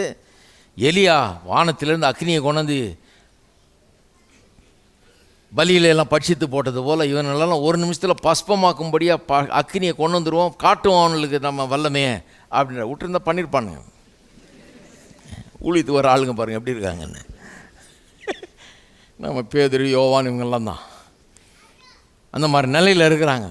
விட்டு அவர் காட்டிடலாம், நம்ம அவனுக்கு தெரியட்டு நம்ம யாருன்னு, நம்மளை போயிட்டேருன்றானே, இடம் கொடுக்க மாட்டேன்றானே. அப்போ ஏசு சொல்கிறாரு, என்ன மாதிரி ஆவியாது, இதெல்லாம் பண்ணவே கூடாது, என்ன ஆவி இது, சரியே கிடையாது என்று சொல்லி அவர்களை அதட்டி, அதான் சொல்லுது 55ஆம் வசனம், அதட்டின்னு முடியுது. அப்புறம் சொல்கிறார், மனுஷகுமாரன் மனுஷருடைய ஜீவனை அழிக்கிறதற்கல்ல ரட்சிக்கிறதற்கே வந்தா என்றார். அதற்கு பின்பு அவர்கள் வேறொரு கிராமத்துக்கு போனார்கள். சரி, இந்த கிராமம் வேணாம், வேற எங்கேயாவது இடம் கொடுப்பான், அங்கே போவோம். தேவகுமார் இவரால் எல்லாம் முடியும், அவனை கொடுக்க வைக்க முடியும், வேணாம் கொடுக்கலன்னா விடு, நம்ம அடுத்த ஊருக்கு போவோன்னு போகிறாரு. என்ன நல்ல மெத்தேடு பாருங்கள். பிரச்சனையே வராது இப்படி பண்ணால். அவர்கள் வழியில் போகையில் 57 ஒருவன் அவரை நோக்கி, இந்த மாதிரி சூழ்நிலையில், இந்த மாதிரி சூழ்நிலையில் அங்கே இடம் கிடைக்கல, வெளியே போன்ட்டாங்க, படுக்க முடியல, அன்றைக்கி நைட்டு களைப்பாக இருக்குது, அடுத்த ஊருக்கு போகலான்னு போகிறாங்க. அந்த சூழ்நிலையில் வழியில் போகையில் ஒருவன் அவரை நோக்கி, ஆண்டவரே நீர் எங்கே போனாலும் உம்மை பின்பற்றி வருவேன். நம்மளுக்கே எவ்வளோ இருக்கும், எப்படி இருக்கும்? நம்மளே படுக்க கூட இடம் இல்லாமல் கஷ்டப்பட்டு இப்போ போகிறேன், இவன் வேறு வந்து நானும் கூட வர்றேன், பின்பற்றி வர்றேன்றான். யோசிக்க இவனுக்கு இந்த பயலுக்கு தெரியுமா என்ன கஷ்டம்னு? இதில் இவனுக்கு வந்து விளங்குதா? இவனுக்கு இப்படிப்பட்ட கஷ்டங்கள்லாம் இதில் இருக்குன்னு தெரியுதா? இது என்ன ஒரு எக்ஸ்கர்ஷன் ட்ரிப் மாதிரி கேட்குறான், நானும் கூட வர்றேன்னு. இது என்ன ஊர் சுற்றி பார்க்குறதுக்கா போகிறோம், இவனுக்கு கொஞ்சம் சொல்லுவோன்னு சொல்கிறாரு பாருங்க. அதற்கு இயேசு அதுக்கு தான் சொல்கிறாரு. அங்கே தான் இந்த வசனம் வருது. எப்போவுமே ஒரு வசனத்தை வாசிக்கிறதால அது எந்த சூழ்நிலையில் சொல்லப்பட்டதுன்னு வாசிக்கணும். அதற்கு இயேசு, நரிகளுக்கு குழிகளும் ஆகாயத்து பறவைகளுக்கு கூடுகளும் உண்டு, ஆனால் மனுஷகுமாரனுக்கோ தலை சாய்க்க இடமில்லை என்றார். அப்போ என்ன அர்த்தம்? நான் பிளாட்ஃபார்ம் வாசிப்பா, எனக்கே தலை சாய்க்கிறதுக்கே இடம் இல்லை, நான் டெய்லி பிளாட்ஃபார்மில் தான் தூங்குறேன்னு அர்த்தம் கிடையாது. அன்னைக்கு நைட்டு எனக்கு தலையை சாய்க்கிறதுக்கு இடமே இல்லை, எனக்கு தூக்கம் வருது, படுக்கணும்னு பார்க்குறேன், ரெஸ்ட் எடுக்கணும்னு பார்க்குறேன், காலையில் போகலான்னு பார்க்குறேன், ஒருத்தனும் ரூம் தர மாட்டேறான். நரிகளுக்கு குழிகள் உண்டு, ஆகாயத்து பறவைகளுக்கு கூடுகள் உண்டு, ஆனால் மனுஷகுமாரனாகி எனக்கு தலை சாய்க்க இடம் இல்லைன்னா அன்னைக்கு ராத்திரி சிச்சுவேஷனை தான் சொல்கிறாரு. இதை வச்சு உலகம் முழுக்க இருக்க கிறிஸ்தவர்கள் அவரை பிளாட்ஃபார்ம் வாசி ஆகிட்டாங்க. அவர் பிளாட்ஃபார்ம்லேயே குடியிருப்பதாகவும் அவருக்கு வீடே இல்லை, ஆகவே நாம் வீடு வைத்திருப்பது தவறு. அவருக்கே வீடு இல்லை, உனக்கு எப்படி வீடு இருக்கலாம்? இதை நம்பி எத்தனை பேர் கேட்டு போனான்றீங்க? நான் போயிருக்கிறேன், எத்தனை சாவுகளுக்கு போயிருக்கிறேன். அங்கே சொல்லுவாங்க பாருங்கள், இவர் எவ்வளோ பெரிய பரிசுத்தமான ஒரு வீடு கூட கட்டலை, அவர் ஒரு வீடு கூட வேணான்ட்டு இருந்தார் அவர். நான் இந்த மாதிரி கூட்டங்கள்லாம் அந்த காலத்தில் உட்காந்துருக்கேன், எனக்கே ஒரு மாதிரி இருக்கும், என்னடா இது இப்படி சொல்கிறாங்களேன்னு. இதுதான் வாழ்க்கையா? இதுதான் இயேசுநாதர் போதனையா? அவங்க சொல்கிறாங்க, ஆமாம் இதுதான் போதனை. வாசிப்பார், நரிகளுக்கு குழிகள் உண்டு, ஆகாயத்து பறவைகள் கூடுகள் உண்டு, மனுஷகுமாரனுக்கு தலை சாய்க்க இடம் இல்லை. அவருக்கே தலை சாய்க்க இடம் இல்லைன்னா நீ தலையை சாய்க்கலாமா? தலானி ஒரு கேடா அப்படின்ற பிரசங்கம் நடக்கும். மெத்த ஒரு கேடா, கட்டில் உனக்கு ஒரு கேடா, வீடு உனக்கு கேடா, மாடி உனக்கு ஒரு கேடா, நீ தலை சாய்க்கிறது நியாயமா? நீ கூட சேர்ந்து கஷ்டப்படு அவரோட சேர்ந்து அப்படிங்கிறத போதும். அவர் என்ன சொன்னார் கொஞ்சம் தயவுசெய்து புரிஞ்சுங்க. அன்னைக்கு நைட்டு இடம் இல்லை, அதை வச்சு தான் இப்படி சொன்னார் ஒழிய சுத்தமாக இடமே இல்லைன்னு இல்லை. நீங்கள் வேணால் நம்பலைன்னா யோவான் 1 வாசித்து பாருங்கள். எனக்கு டைம் இல்லை. 2 பேர் வந்து அவரை கேட்குறாங்க, ஆண்டவரே எங்கே தங்கி இருக்கிறீர்னு. அப்போ சொல்லியிருக்கலாம் அவர், அந்த 3வது தெரு பிளாட்ஃபார்மில் ரைட் சைடு கார்னரில் நான் சின்ன ஒரு ஓலை குடிசை போட்டு தங்கியிருக்கிறேன்ப்பா, அங்கே வந்துரு அப்படின்னு இல்லை சொல்லலை. சொல்கிறாரு, எங்கே தங்கியிருக்குன்னு கேட்டப்ப வந்து பாருங்கள்ன்றார். அதே வார்த்தை வந்து நம்மளில் நிறைய பேர் சொல்ல மாட்டோம், ஏன்னா வந்து பார்க்குற அளவுக்கு இல்லை. வந்து பாருங்கள்ன்றாரு. வந்து பாரு, என் வீட்டை எங்கே தங்கியிருக்குன்னு வந்து பார் அப்படின்றார். வர்றான் அவன். 2 பேரும் ஃபாலோ பண்ணிட்டு வர்றாங்க அவரை, ஏன்னா ரொம்ப இன்ட்ரெஸ்ட் இவனுக்கு. 2 பேரும் ஃபாலோ பண்ணிட்டு வந்து இவர் வீட்டுக்குள்ளேயே வந்துடுறாங்க. வந்துட்டு கொஞ்ச நேரம் பேசி இருந்திருப்பாங்க, பேசுனது டைமே தெரியல, நைட் லேட் ஆகிடுச்சு. சொல்கிறார், ரொம்ப லேட் ஆகிடுச்சு, இப்போ ஏன் போகிறீங்க, தங்கிட்டு போங்க. நிறைய பேர் வீட்டில் 2 பேர் வந்து தங்குறதுனா நம்ம வெளியே போனால் தான் அவங்க உள்ளே படுக்க முடியும், அந்த அளவுக்கு இருக்குது. 2 பேர் தங்குற அளவுக்கு ஒரு நல்ல வசதியான ஒரு வீட்டில் இயேசு குடியிருந்தார். 2 எக்ஸ்ட்ரா ஆளுங்க வந்து தங்குறதுக்கு. அரோ இருக்கிறீங்களா, போயிட்டீங்களா? அதுதான் வேத வசனத்தின், இதெல்லாம் யோவான் 1 இருக்குது தான் வேத வசனத்தின் உண்மை.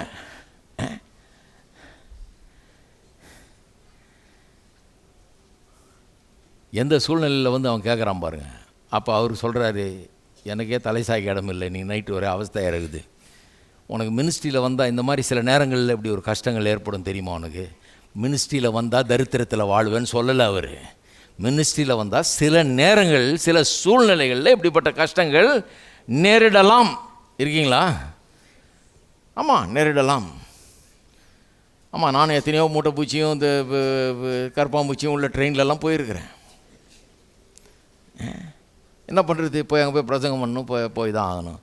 அழுக்கில் படுத்து தரையில் படுத்தெல்லாம் பிரயாணம் பண்ணியிருக்கேன், ஏன்னா இடம் கிடைக்காம. அதெல்லாம் ஒரு பெரிய கஷ்டம் இல்லை. அவர் பட்ட கஷ்டம் எவ்வளோ பெரிய கஷ்டம். அதை பேசுகிறத விட்டுட்டு இதெல்லாம் பேசிகிட்டு இருந்தால் எப்படி? இதெல்லாம் ஒரு பெரிய கஷ்டமே கிடையாது. ஆனால் அவர் சொல்கிறாரு, நீ வந்து ஒரு எக்ஸ்கர்ஷன் ட்ரிப் மாதிரி நினச்சின்னு வராதே என் கூட. இதில் சில இன்னல்கள்லாம் உண்டு, சில கஷ்டங்கள்லாம் நீ சந்திக்க நேரிடும், இதுக்கெல்லாம் ஆயத்தமா அப்படிங்கிறாரு. வேறொருவன் அவனை நோக்கி, அடுத்த வசனம் பாருங்கள், என்னை பின்பற்றி வா என்றார். வேறொருவனை அவர் நோக்கி என்னை பின்பற்றி வா என்றார். அதற்கு அவன், ஆண்டவரே, முன்பு நான் போய் என் தகப்பனை அடக்கம் பண்ண எனக்கு உத்தரவு கொடுக்க வேண்டும் என்றான். இவன் வேறு டைப்பாக இருக்கிறான். அவன் ரொம்ப ஆர்வமாக ரெடி, நான் வர்றேன்றான். எக்ஸ்கர்ஷன் ட்ரிப்புன்னு நினச்சிக்கிட்டான். இவன் ஏதோ அழைப்பு இருக்கிற மாதிரி தெரியுது. ஆனால் இவனுக்கு எங்கள் வீட்டில் ஒரு சாவாயிடுச்சுங்க, போய் நான் அடக்கம் பண்ணிட்டு வர்றேன்றார். அவர் சொல்கிறார், மரித்தோர் தங்கள் மரித்தோரை அடக்கம் பண்ணட்டும், நீ போய் தேவனுடைய ராஜ்யத்தை குறித்து பிரசங்கம் பண்ணுன்றார். பின்பு வேறொருவன் அவரை நோக்கி, ஆண்டவரே, உம்மை பின்பற்றுவேன், ஆனாலும் முன்பு போய் வீட்டில் இருக்கிற இடத்துல அனுப்புவித்து கொண்டு வரும்படி எனக்கு உத்தரவு, வீட்டில் போய் சொல்லிட்டு வர்றேங்க, பர்மிஷன் கொடுங்க, வீட்டை சொல்லாமல் கொள்ளாமல் வந்துட்டேன், வீட்டில் போய் சொல்லிட்டு வரேன்றார். அதுக்கு அவர் சொல்கிறார், கலப்பையின் மேல் தன் கையை வைத்து பின்னிட்டு பார்க்கிற எவனும் தேவனுடைய ராஜ்யத்துக்கு தகுதி உள்ளவன்றார். ஏன் இதெல்லாம் வாஸ்தவம்? ஒரு தடவையும் அழைக்கிறாங்க, அதாவது இவர் ஊழியத்துக்கு அழைக்கிறார் சிலரை, என்னை பின்பற்றி வாண்டுறாரு, எல்லாத்தையும் விட்டுட்டு வாண்டுறாரு. சிலர் நான் வர்றேன்றான், அவனை நீ வராது, இது ரொம்ப கஷ்டன்ற மாதிரி பேசுகிறாரு. இதெல்லாம் கொஞ்சம் கவனிங்க, இது ரொம்ப கஷ்டம், நீ தாங்கிக்க மாட்ட, இது ரொம்ப உனக்கு கடினமாக இருக்கும், நீ பின்னிட்டு பார்க்குறதுனா போய்டு, இப்போவே வராத அப்படின்ற மாதிரி, இது ரொம்ப கஷ்டமான ஒரு காரியன்ற மாதிரி அவர் பேசுகிறாரு. சரி, அப்போ இதில் ரொம்ப முக்கியமான ஒரு காரியம் என்னென்னா, இந்த ரிச் யங் ரூலர், ஒரு வாலிபன், ஐஸ்வர்யவான், அவன் ஒரு தலைவனாக இருந்தான். அவனை குறித்த ஒரு கதை லூக்கா 18ஆம் அதிகாரத்தில் வருது. அதுதான், அங்கே தான் அந்த டிமாண்ட் ரொம்ப எக்ஸ்ட்ரீமாக போகுது. டிமாண்ட்னா இவருடைய நிபந்தனை. இவரை பின்பற்ற விரும்புகிறவன், இவருக்கு சீஷராக இருக்க விரும்புகிறவன் எப்படிப்பட்டவனாக இருக்கிறவனு நிபந்தனை சொல்கிறாரு பாருங்க. பயங்கரமான நிபந்தனை ரொம்ப பயங்கரமாக இருக்குது. எவனுமே இதை இது பண்ண முடியாது, ஃபாலோ பண்ணவே முடியாது. 18ஆம் அதிகாரம் 18 முதல் வாசிக்கிறேன் பாருங்கள். அப்பொழுது தலைவன் ஒருவன் அவரை நோக்கி, நல்ல போதகரே, நித்திய ஜீவனை சுதந்திரித்து கொள்வதற்கு நான் என்ன செய்ய வேண்டும் என்று கேட்டான். லூக்கா குறிப்பாக தலைவன் ஒருவன் சொல்கிறார். ஏன்னா இவன் பெரிய முக்கியமான ஆள், ரொம்ப அந்தஸ்துள்ள ஆள், ரொம்ப அந்த சமுதாயத்தில் மரியாதைக்குரிய ஒருவன், பணக்காரன் வேறு, அது கதையிலே வந்துடுது ஐஸ்வர்யவான்னு, அதை வலியுறுத்துறாருங்க. அதற்கு இயேசு, நீ என்னை நல்லவன் என்று சொல்வானேன் சொன்னால், நல்ல போதகரேன்னு கூப்பிட்டுட்டான் இவரை. உடனே இவர் சொல்கிறார், நீ என்னை நல்லவன் ஏன் சொல்கிற? தேவன் ஒருவர் தவிர நல்லவன் ஒருவனும் இல்லையே. சில விளங்காத ஆளுங்க இந்த மாதிரி வசனங்கள் எடுத்து வச்சுக்கிட்டு பாருங்கள், நீங்கள் சொல்கிறீங்க இயேசு நல்லவர்னு, அவர் சொல்கிறாரு நான் நல்லவன் இல்லைன்றாரு. வசனமே சொல்லுது. புரியாமல் பேசக்கூடாது. இவன் பாயிண்ட் என்னன்னா, இங்கே இவன் ஒரு செல்ஃப் ரைச்சஸ் ஃபெல்லோ, ஒரு சுயநீதிக்காரன். இவன் தன்னை பற்றி ஒரு பெரிய எண்ணம் அவனுக்கு, நான் ரொம்ப நீதி உள்ளவனாக்கும், நான் பெரிய ஆளாக்கும், நான் ரொம்ப நியாயமானவனாக்கும், யோகியனாக்கும் அப்படின்ற ஒரு எண்ணத்தோடு தான் வர்றான் இயேசு விட்டு. அவன் கேட்குற கேள்வி அதை சொல்லுது. நித்திய ஜீவனை சுதந்திரித்துக் கொள்வதற்கு நான் என்ன செய்யணும்? கிருபையின் மேலே அவனுக்கு நம்பிக்கை இல்லை, கிருபை அவனுக்கு தேவையே இல்லை, இவன் கிரியே போதுன்ற மாதிரி வர்றான். நான் என்ன செய்ய வேண்டும்? நான் செய்ய வேண்டிய கிரியை என்ன? நித்திய ஜீவனை சுதந்திரித்துக் கொள்வதற்கு நான் என்ன செய்ய வேணும்? அதே காமிக்குது, அவனுடைய சுய நீதியை காமிக்கிறது. என்ன செய்யணும்னு கேட்குறான். அதுக்கு அவர் சொல்கிறாரு, நீ என்னை நல்லவன் என்று சொல்வானேன், தேவன் தவிர நல்லவன் ஒருவனும் இல்லையே. அவர் தன்னை நல்லவன் அல்லன்னு சொல்லலை. எப்போவுமே ஒருத்தன் இந்த மாதிரி பெரிய யோகியம் மாதிரி நடிச்சுக்கிட்டு தான் பெரிய நல்லவன் சொல்லிட்டு வந்தான்னா, அவனை நீ கெட்டவன் அப்படின்னு நேரடியாக சொன்னீங்கன்னா, அவன் ஒன்று உங்களை அறைவான், இல்லை உங்கள்கிட்ட சண்டை போடுவான், நீங்கள் சொல்கிற எதையுமே ஏற்றுக்கொள்ள மாட்டான், கவனிக்காமல் போயிடுவான். நேக்காக பேசுகிறார் பாருங்கள், பேச தெரியணும். இயேசு சொல்கிறாரு, நீ ஏன் என்னை நல்லவன் என்று சொல்வானேன்? என்னை ஏன் நல்லவன் சொல்கிற? ஏனென்றால் தேவனை தவிர ஒருவனும் நல்லவன். என் வார்த்தையில் சொல்கிறேன் பா, தேவனை தவிர எவனும் நல்லவனே அல்ல. அப்படின்னா நீ கெட்டவன். சொல்லாமல் சொல்கிறது, வாழைப்பழத்தில் ஊசி ஏற்றுற மாதிரி சறுக்குன்னு. தேவனை தவிர ஒருவனும் நல்ல, இவன் நினச்சிட்டு இருக்கான் நான் நல்லவன் அப்படின்னு. இவர் சொல்கிறார், தேவனை தவிர ஒருவனும் நல்லவன் இல்லையே அப்படின்னு. அவனுக்கு தெரியுது நம்மளை தான் சொல்கிறாரு, நம்ம நல்லவன் இல்லையேன்னு சொல்லாமல் சொல்கிறாரு. இது ஒன்றும் கோச்சிட்டு போயிட முடியாது இல்லையா? சொல்கிறாரு. சொல்லிவிட்டு அப்புறம் ஒரு லிஸ்ட்டு கொடுக்குறார். 10 கற்பனையிலேருந்து ஒரு லிஸ்ட்டு கொடுக்குறார். விபச்சாரம் செய்யாதிருப்பாயாக, கொலை செய்யாதிருப்பாயாக, களவு செய்யாதிருப்பாயாக, பொய் சாட்சி சொல்லாதிருப்பாயாக, உன் தகப்பனையும் தாயும் கனம் பண்ணுவாயாக என்கிற கற்பனைகளை நீ அறிந்திருக்கிறாயே. அப்படி என்றார். அதற்கு அவன், இவைகளெல்லாம் என் சிறு வயது முதல் கை கொண்டிருக்கிறேன் என்றான். என்ன சொல்லிட்டான்? எல்லாத்தையும், அதாவது 10 கற்பனைகள் அத்தனையும் சிறு வயது முதல் கை கொண்டிருக்கிறேன் அப்படின்றான்.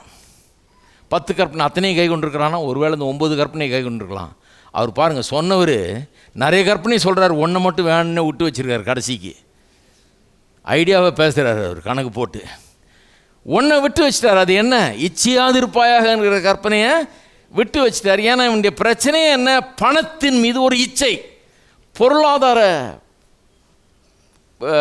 ஆதாரங்களை குறித்த ஒரு இச்சை, கொட்டிக்கணும் அப்படின்னு ஒரு இச்சை, சேர்த்து வச்சுக்கணும்னு ஒரு பெரிய இச்சை, மூட்டை கட்டி வச்சுக்கணும்னு ஒரு இச்சை, எவனுக்கும் ஈயக்கூடாது, கொடுக்கக்கூடாது அப்படிங்கிற ஒரு பேராசை, பொருள் ஆசை இவனுக்குள்ளே இருக்குது பாருங்கள். அதைத்தான் டீல் பண்ண போகிறார். ஆண்டவர் பார்த்துட்டாரு இவன் உள்ளத்தை. அதனால தான் எல்லா கற்பனையும் சொல்கிறாரு. ஆனால் இது ஒன்று விட்டு வச்சிட்டாரு. அவன் சொல்கிறான், நான் எல்லாத்தையும் செஞ்சிட்டேன் அப்படின்னு. அண்ட புழுது ஆகாய புழுதுன்னா இதுதான், எல்லாத்தையும் செஞ்சிட்டேன் நான் அப்படிங்கிறான். ஏசு அதை கேட்டு, இன்னும் முன்னிடத்தில் ஒரு குறை உண்டு. ஏசு சொல்கிறாரு, இந்த கதை என்கிட்ட விடாது, ஒரு குறை உண்டு, ஒன்றில் நீ சரி கிடையாது. அது எது? உனக்கு உண்டானவைகள் எல்லாம் விற்று தரித்திரருக்கு கொடு, அப்பொழுது பரலோகத்தில் உனக்கு பொக்கிஷம் உண்டாயிருக்கும், பின்பு என்னை பின்பற்றி வா என்றார். அவன் அதிக ஐஸ்வர்யம் உள்ளவனானபடியால் இதை கேட்ட பொழுது மிகுந்த துக்கமடைந்தான்.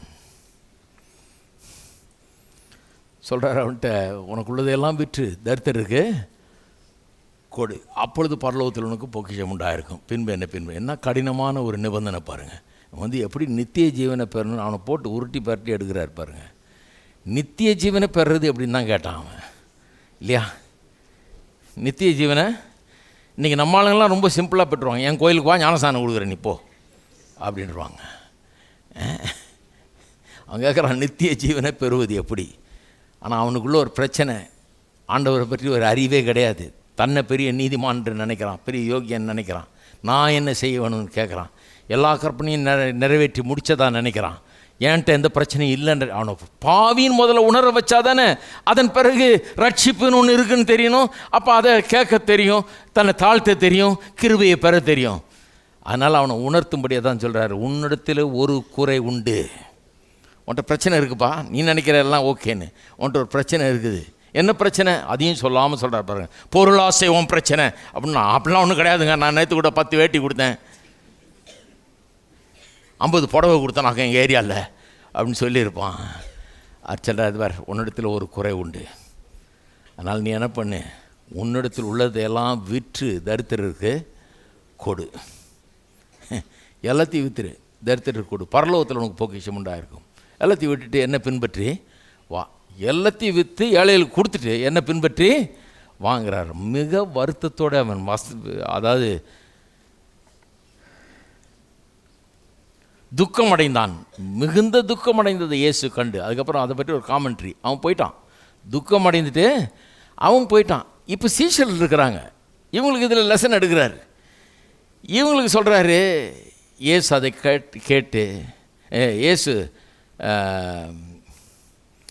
இயேசு கண்டு மிகுந்த துக்கம் அடைந்தது இயேசு கண்டு. 24ஆம் வசனம், ஐஸ்வர்யம் உள்ளவர்கள் தேவனுடைய ராஜ்யத்தில் பிரவேசிப்பது எவ்வளவு அரிதாக இருக்கிறது, எவ்வளோ கஷ்டம் பாருங்கன்றார். ஐஸ்வர்யவான் பிரவேசிக்கிறது. ஐஸ்வர்யவான் தேவனுடைய ராஜ்யத்தில் பிரவேசிப்பதை பார்க்கலும் ஒட்டகமானது ஊசியின் காதிலே நுழைவது. ஐயோ, இது பெரிய ஃபேமஸ் வசனம் இல்லையா? ஐஸ்வர்யவானாவது பிரவேசிடுவான், அது ஒட்டகமாவது ஊசியின் காதில் நுழைஞ்சிரும். ஆனால் ஐஸ்வர்யவான் பிரவேசிக்க முடியாது, கிட்டத்தட்ட முடியாதுன்ற மாதிரி சொல்லிடுறார். முடியாதுன்னு சொல்லலை, ஏன்னா பின்னால் சொல்கிறாரு, கர்த்தரால் கூடாத காரியம் ஒன்றுமில்லைன்றார். அதனால் கர்த்தரால் முடியும், இருந்தாலும் ரொம்ப கஷ்டம் அப்படிங்கிற மாதிரி ரொம்ப கடினமாக்கி விட்டுறார். சரி, இந்த வசனங்களை எப்படி, இதில் சில காரியங்களை நாம் கவனிக்க வேணும், இதை புரிஞ்சுக்கணும் மாதிரி. இது ரொம்ப சிக்கலான ஒரு, ஏன் இவ்வளோ பெரிய ஒரு நிபந்தனையை போடுறாரு? எவனும் கேட்டால் ஓடிடுவான் போல இருக்குது, வேணவே வேணாம்ப்பா இதுன்ட்டு போயிடுவான் போல இருக்குது. எல்லாத்தையும் விற்று ஏழையில் கொடுத்துட்டு என்னை பின்பற்றினா என்ன அர்த்தம்? இப்படிப்பட்ட ஒரு நிபந்தனையை போடலாமா? இதை எப்படி புரிந்து கொள்கிறது? இதை பற்றி சில காரியங்கள். ஒன்று, இதை இயேசு அவனுக்கு சொல்லும்போது, அதான் எல்லாத்தையும் விற்று ஏழையில் கொடுத்துட்டு என்னை பின்பற்றி வா, பரலோக ராஜ்யத்தில் உனக்கு பொக்கிஷம் உண்டாயிருக்கும் அப்படின்றார் இல்லையா? சொல்லும்போது ஒரு ஆப்ஷனாக கொடுக்கல அவனுக்கு. அதாவது முடிஞ்சா வித்துட்டு வா, அது நல்லது ரொம்ப உனக்கு, இல்லைன்னா பரவாயில்ல வா இருக்கிறபடி அப்படி சொல்லலை. வித்துட்டு தான் வரணும், இதை செய்யலைன்னா நீ நித்திய ஜீவனை பெற முடியாதுன்ற மாதிரி ஆப்ஷனாக கொடுக்கல, ரிக்குவயர்மெண்ட்டாக கொடுக்குறாரு. ரெண்டாவது, இந்த ரிக்குவயர்மெண்ட்டு சால்வேஷனுக்கு அவசியம், ரட்சிக்கப்படுறதுக்கு, நித்திய வாழ்வை பெறுவதற்கு இந்த ரிக்குவயர்மெண்ட் அவசியம். வித்துட்டு வாங்கிறது, கொடுத்துட்டு வாங்கிறது நித்திய ஜீவனை பெறுறதுக்கான நிபந்தனைன்றார். இப்போவே நிறைய பேருக்கு புரிஞ்சிருக்குன்னு நினைக்கிறேன் வருங்காலத்தில் என்னத்தை பேச போகிறேன் நான். எல்லாத்தையும் வித்துட்டு வா அப்போ தான் நித்திய ஜீவனை பெறணும்னா நம்ம அதே சுவிசேஷமாக பிரசங்கிக்கிறோம். எல்லாருக்கும் வரவங்களுக்கெல்லாம் சுவிசேஷம் என்ன பிரசங்கிக்கிறோம்? எல்லாத்தையும் வித்துட்டு வாங்க, எல்லாத்தையும் ஏழையில் கொடுத்துட்டு வாங்க, அப்போ தான் you will receive eternal life, then only you will be சேவ்டுன்னு பிரசங்கம் பண்ணுறோமா? நம்ம பிரசங்கம் பண்ணுறது இல்லை. அதனால் ஏசு இங்கே ஒரு ஸ்பெஷல் சுச்சுவேஷனில் டீல் பண்ணிகிட்ருக்கிறார். அதுதான் சொல்ல வரேன் நான். இதுதான் சுவிசேஷன்னு சொல்ல முடியாது இல்லையா? இது ஒரு ஸ்பெஷல் சுச்சுவேஷன், இதில் டீல் பண்ணிட்டுருக்காரு. இவனுடைய குறிப்பிட்ட ப்ராப்ளமை டீல் பண்ணிகிட்ருக்காரு. இதெல்லாம் கொஞ்சம் பின்னாடி பேசுவோம். ஆனால் பாருங்கள், சொல்கிறாரு இது நிபந்தனை இல்லை, இது ரிக்குவயர்மெண்ட்டு. நித்திய ஜீவனை பெறுறதுக்கு இது ஒரு ரிக்குவயர்மெண்ட்டு. எல்லாத்தையும் கொடுத்துட்டு விற்றுட்டு ஏழைகளுக்கு கொடுத்துட்டு வந்தால் தான் நீ நித்திய ஜீவனை பெற முடியும். மூணாவது சொல்கிறது, கடைசியாக சொல்கிறாரு பாருங்கள், அவர் காமெண்ட்ரி, ஐஸ்வர்யமுள்ளவர்கள் தேவனுடைய ராஜ்யத்தில் பிரவேசிப்பது எவ்வளவு அரிதாக இருக்குதுன்னு சொல்லும்போது இவனை பற்றி மட்டும் பேசலை, பொதுவாக எல்லா ஐஸ்வர்யவான்களை பற்றியும் பேசுகிறார். ஏன்னா இவன் தேவனுடைய ராஜ்யத்தில் பிரவேசிப்பது எவ்வளவு அரிதுன்னு சொல்லலை, ஐஸ்வர்யவான்கள் பொதுவாக பேசுகிறார். ஜென்ரலி எல்லா ஐஸ்வர்யவான்களுக்கும் அது பொருந்தும். ஐஸ்வர்யவான்கள் தேவனுடைய ராஜ்யத்தில் பிரவேசிப்பது எவ்வளவு அரிதுன்னு பொதுவாக பேசுகிறார். அப்போ இதெல்லாம் பார்க்கும்போது என்ன விளங்குது? ஒருவன் ஐஸ்வர்யவானாக இருந்து கொண்டு எல்லா விதமான ஐஸ்வர்யத்தை செல்வத்தை வைத்து கொண்டு தேவனுக்கு முன்பாக நீதிமானாக விளங்க முடியாது என்பது போல இங்கே தெரிகிறது. நீங்கள் சொல்லலாம், என்னையா டொமினியன், டிலைட்டு, டிக்னிட்டி, நீங்கள் கடைசியில் இங்கே மாடலே வேறு மாதிரி இருக்குது. அவர் ஏழையை தரித்திரத்திலேருந்து விடுதலையாக்கி செழிப்புக்குள்ளே நடத்துகிறாருன்றீங்க பழைய ஏற்பாட்டில். இங்கே செழிப்புலேருந்து விடுதலையாக்கி தரித்திரத்துக்குள்ளே நடத்துகிற மாதிரி இருக்குது. புதிய ஏற்பாடு எக்ஸாக்ட் ஆப்போசிட் டைரெக்ஷனில் போகிற மாதிரி இருக்குது. செழிப்பாக இருக்கிறவனை எல்லாத்தையும் விற்றுட்டு வான்றாரு, காலி பண்ணிட்டு வான்றாரு. பழைய ஏற்பாட்டில் ஆப்போசிட்டாக இருக்குது. ஏழையாக இருந்து பிச்சைக்கார கோலத்துக்கு ஆனவனை கொண்டு வந்து பாலந்தேனும் தேசத்துக்கு கொண்டாடுறாரு. இங்கே நல்ல பாலந்தேனில் வாழ்ந்துட்டு இருக்கிறவனை எல்லாத்தையும் விட்டுட்டு பிச்சைக்கார கோலத்துக்கு வான்ற மாதிரி இருக்கு. இது எப்படி என்கிறார்கள். இதில் என்னென்னா முக்கியமாக இதை இப்போ சரியாக பார்க்குறோன்னா ஒரு காரியத்தை பண்ணணும். அதாவது இதை எந்த இடத்துல இந்த கதை சொல்லப்படுதுங்க? 18ஆம் அதிகாரத்தில் வருது. இந்த லூக்கா எழுதின சுவிசேஷத்தின் பிற்பகுதியிலே இது வருது. முன்னால் ஒரு பெரிய பகுதி 17 அதிகாரங்கள் போயிட்டுது. கிட்டத்தட்ட முடிவுக்கு வரும்போது இது வருது. முதல்ல இருந்து பார்த்தீங்கன்னா நிறைய இந்த வெல்த் நெகட்டிவ் நெரட்டிவ்ஸ்ன்னு சொல்லுவாங்க. அதாவது வெல்த் நெகட்டிவ் நெரட்டிவ்ஸ், அதாவது ஐஸ்வர்யத்தை குறித்த தவறான, ஐஸ்வர்யத்தை குறித்த எதிர்மறையான கருத்துக்கள் சொல்லுகிற வசனங்கள் நிறைய இருக்குது. ஐஸ்வர்யத்தை கண்டனம் பண்ணுகிறது போல, கண்டிக்கிறது போல, அது வேண்டாம்னு சொல்லுகிறது போல நிறைய வசனங்கள் வருது பாருங்கள். அதெல்லாம் சொல்லிவிட்டு அதனுடைய கிளைமேக்ஸ் தான் இது. அதனால் அதை கொஞ்சம் பார்க்கணும், அப்போ தான் இது கொஞ்சம் நல்லா விளங்கும் நமக்கு. அதுக்காக இப்போ அதுக்கு கொண்டு போகிறோம் பாருங்கள். லூக்கா எழுதின சுவிசேஷம் 6ஆம் அதிகாரத்துலேருந்து பார்ப்போம். 6ஆம் அதிகாரத்தில் பார்த்தீங்கன்னா 20ஆம் வசனம். லூக்கா 6:20 மலைப்பிரசங்கத்தின் பின்னணியிலே இந்த வார்த்தைகள் சொல்லப்படுகிறது. அப்பொழுது அவர் தம்முடைய சீஷர்களை நோக்கி பார்த்து, தரித்திரராகிய நீங்கள் பாக்கியவான்கள், தேவனுடைய ராஜ்யம் உங்களுடையது. இப்படி சொல்கிறார் பாருங்கள். சீஷர்களை பார்த்து என்ன சொல்கிறாரு? தரித்திரர்களாகிய நீங்கள். அப்போ அவர்களை தரித்திரர்கள்ன்றார். தரித்திரர்களாகிய நீங்கள் பாக்கியவான்கள், தேவனுடைய ராஜ்யம் உங்களுடையது அப்படிங்கிறாரு. அப்போ தரித்திரம் மேன்மையானதுன்றது போல பேசுகிறாரு, தரித்திரம் நல்லதுன்றது போல பேசுகிறாரு, தரித்திரம் யோக்கியமானதுங்கிறது போல பேசுகிறாரு. இதைத்தான் நிறைய பேர் சுட்டி காண்பிக்கிறாங்க. அது மட்டும் இல்லை, 24ஆம் வசனத்தை பாருங்கள். இது போதாதுன்னு தரித்திரராக இருக்கிற நீங்கள் பாக்கியவான்கள் சொன்னது மட்டும் இல்லாமல் 24 சொல்கிறார், ஐஸ்வர்யவான்களாகிய உங்களுக்கு ஐயோ. ஐஸ்வர்யவான்களை பார்த்து சொல்கிறார், ஏன்னா ஒரு சைடு கொடுத்தா போதாது, டபுள் சைடாக கொடுப்போம்னு. ஐஸ்வர்யவான்களாகிய உங்களுக்கு ஐயோ, உங்கள் ஆறுதலை நீங்கள் அடைந்து தீர்ந்ததுங்கிறார். இப்படி ஐஸ்வர்யத்தை குறித்த ஒரு நெகட்டிவ் அவுட்லுக் இருக்கிறது போல் இங்கே தெரிகிறது. ஐஸ்வர்யத்தை வேணான்னு சொல்கிறது போல் இந்த வசனங்கள் சொல்லுகிறது போல் தெரிகிறது. ரெண்டாவது 9ஆம் அதிகாரத்துக்கு போங்க. எப்படி டெவலப் ஆகுது பாருங்கள் இந்த தீம். அப்படியே லூக்கா எழுதின சுவிசேஷம் என்கிறது. லூக்கா இந்த சுவிசேஷத்தை எழுதும்போது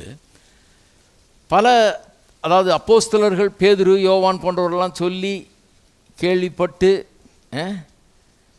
அவள் பலமுறை பிரசங்கத்தில் பயன்படுத்தி நேரில் கண்டவர்கள் சொல்லி சொல்லி சொல்லி இயேசு நேரில் செய்ததெல்லாம் சொல்லி சொல்லி பிரசங்கித்து பாடம் கற்பித்ததெல்லாம் கேட்டு கேட்டு கேட்டு அதெல்லாம் கம்பைல் பண்ணி தான் இந்த காஸ்பல்ஸ் உருவாகிறது. அப்போ இந்த காஸ்பல்ஸ் இந்த காஸ்பல் லூக் உருவாகும்போது அதை எப்படி அவர் அமைக்கிறாருன்றதை பார்க்கணும். எதை முதல்ல போடுறாரு, எதை கடைசியில் போடுறாரு அப்படிங்கிறதெல்லாம் முக்கியம். அதை எழுதும்போது ஒரு ஆர்டரில் எழுதுகிறாரு. பிரசங்கம் பண்ணும்போது சொல்லுவாங்க பாருங்கள், ரொம்ப அவ்வளோ முக்கியமில்லாத பாயிண்ட்டுகளை முதல்ல சொல்லிவிட்டு ரொம்ப முக்கியமான பாயிண்ட்டுகளை கடைசியில் கொண்டாட சொல்லுவாங்க. கடைசியில் வர்றது கிளைமேக்ஸ் மாதிரி இருக்கணும் அப்படிங்கிற மாதிரி சொல்லுவாங்க. அப்போ அது மாதிரி தான் இங்கே அமைக்கிறார் பாருங்கள். முதல்ல கொஞ்சம் சாதாரண சம்பவங்களை சொல்கிறார், அப்புறம் ரொம்ப கிளைமேக்ஸாக அந்த ஸ்டோரியை கொண்டாரு. இது 18ஆம் அதிகாரத்தில் வாஸ்தமே அந்த வாலிபன் ஐஸ்வர்யவான் அவனை குறித்த சம்பவத்தை சொல்கிறார். அப்போ இந்த கிளைமேக்ஸ் அப்படியே பில்டப் ஆகுது. இங்கே 9ஆம் அதிகாரத்தில் பாருங்கள். இங்கே அடுத்தது தேவனுடைய ராஜ்யத்தை குறித்து பிரசங்கிக்கவும் பிணியாளிகளை சொஸ்தமாக்கவும் அவர்களை அனுப்பினார். தம்முடைய 12 சீஷர்களை அழைத்து 1ஆம் வசனம் சொல்லுது, பிசாசை துரத்தவும் வியாதியஸ்தலை குணமாக்கவும் அவர்களுக்கு வல்லமை அதிகாரத்தையும் கொடுத்து தேவனுடைய ராஜ்யத்தை குறித்து பிரசங்கிக்கவும் பிணியாளிகளை சொஸ்தமாக்கவும் அவர்களை அனுப்பினார். அனுப்புனது நல்லது. எப்படி அனுப்புகிறாரு கவனிங்க. இங்கே அனுப்புகிற விதத்தை பார்த்தீங்கன்னா ஒன்றுமே இருக்கக்கூடாதுன்ற மாதிரி சொல்கிறார். அப்பொழுது அவர்களை நோக்கி வழிக்கு தடியாவது பையாவது அப்பத்தையாவது காசையாவது எடுத்துக்கொண்டு போக வேண்டாம், 2 அங்கிகளை கொண்டு போகவும் வேண்டாம். மாற்று வஸ்திரம் கூட இருக்கக்கூடாதுன்ற மாதிரி பார்த்தார். 2 அங்கி கூட இருக்கக்கூடாது. இப்போ தடியும் கூடாது, பையும் கூடாது. எல்லாம் முக்கியமான ஐட்டம் அந்த காலத்தில். தடியும் கூடாது, பையும் கூடாது, அப்பமும் கூடாது, காசையும் கூடாது. காசும் எடுத்துகிட்டு போகக்கூடாது. 2 அங்கிகளையும் கொண்டு போக கூடாது. அப்போ இன்றைக்கி நிறைய பேர் இதெல்லாம் எடுத்துக்கிட்டு தங்களுடைய ஊழியத்துக்கு ஒரு மாடல் மாதிரி இதை வச்சுக்கிறாங்க. இப்படி தான் போனியா, காரில் போக சொல்ல, சூட்டும் டையும் போட்டு போக சொல்லையாகும், ஒன்றுமே இருக்கக்கூடாது, சூட் கேஸ்னா எவ்வளோ பெருசாக இருக்குது அதெல்லாம் பேசுவாங்க அந்த காலத்தில். பெரிய சூட் கேஸு தப்பு, பெரிய சூட் கேஸெல்லாம் கூடாது, ஒன்றும் இல்லாமல் வரணும், வீசின கையோடு வரணும், ஒன்றுமே இருக்கக்கூடாது, அதுதான் உண்மை ஊழியன். என்னென்னா பேசுவாங்கன்றீங்க இதை வச்சு. ஆனால் பார்த்தா அப்படி தான் தெரியுது, அப்படி தான் சொல்கிறது போல் இருக்குது. இதெல்லாம் சரியாக வியாக்கியானம் பண்ணணும், அதுதான் சொல்ல வரேன். இதை வியாக்கியானம் பண்ணி காண்பிக்கிறேன். அடுத்த வாரம் வரும்போது இதெல்லாம் பண்ணுவோம். இதை கொஞ்சம் யோசிங்க நீங்கள். ஒன்றுமே இருக்கக்கூடாதுன்றார். ஏன் அப்படி சொல்கிறாருன்னா, கர்த்தர் அவர்களுக்கு எல்லாத்தையும் சந்திப்பார், தேவையில்லைலாம் என்பதை அவர்கள் கற்றுக்கொள்ள வேண்டும், அனுபவித்து பார்க்க வேணுங்கிறதுனால அப்படி சொல்லி அனுப்புகிறாரு. அவங்க கற்றுக்குறாங்க. அப்புறம் தான் பின்னாடி கேட்குறாரு, இப்போது எல்லா தேவையிலையும் சந்திச்சாரா, ஏதாவது குறை இருந்ததான்னு கேட்குறாரு. ஒன்றும் இல்லைன்றாங்க இல்லையா. சரி, அது வருவோம் பின்னாடி. 12ஆம் அதிகாரத்துக்கு திருப்போம். ஆனால் கவனிங்க, எல்லாமே இந்த வசனங்கள் எல்லாமே செழிப்பை குறித்து எதிராக பேசுகிறது போல் இருக்கிறது. அது வேண்டாம், நல்லதல்ல என்று சொல்வது போல இருக்கிறது.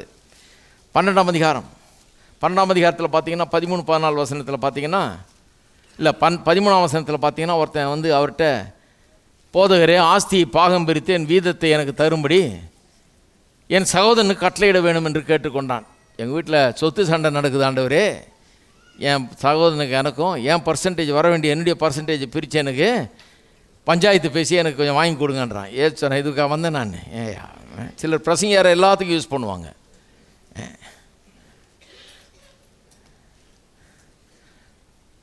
ஒருத்தர் சொல்கிறார், நீங்கள் அவரை சொல்லி அங்கே போக சொல்லணும். என்ன இது, நாங்கள் இதுக்காக உட்காந்துட்டு இருக்கிறோம். நாங்கள் நீ அங்கே போ, நீங்கள் வா, நீ அங்கே இருந்தால் அது செய், இதான் எங்கள் வேலை. நீங்கள் பிரசங்க நீங்கள் சொல்லணும். நாங்கள் சொல்ல வேண்டியதெல்லாம் இங்கேருந்து சொல்கிறோம்.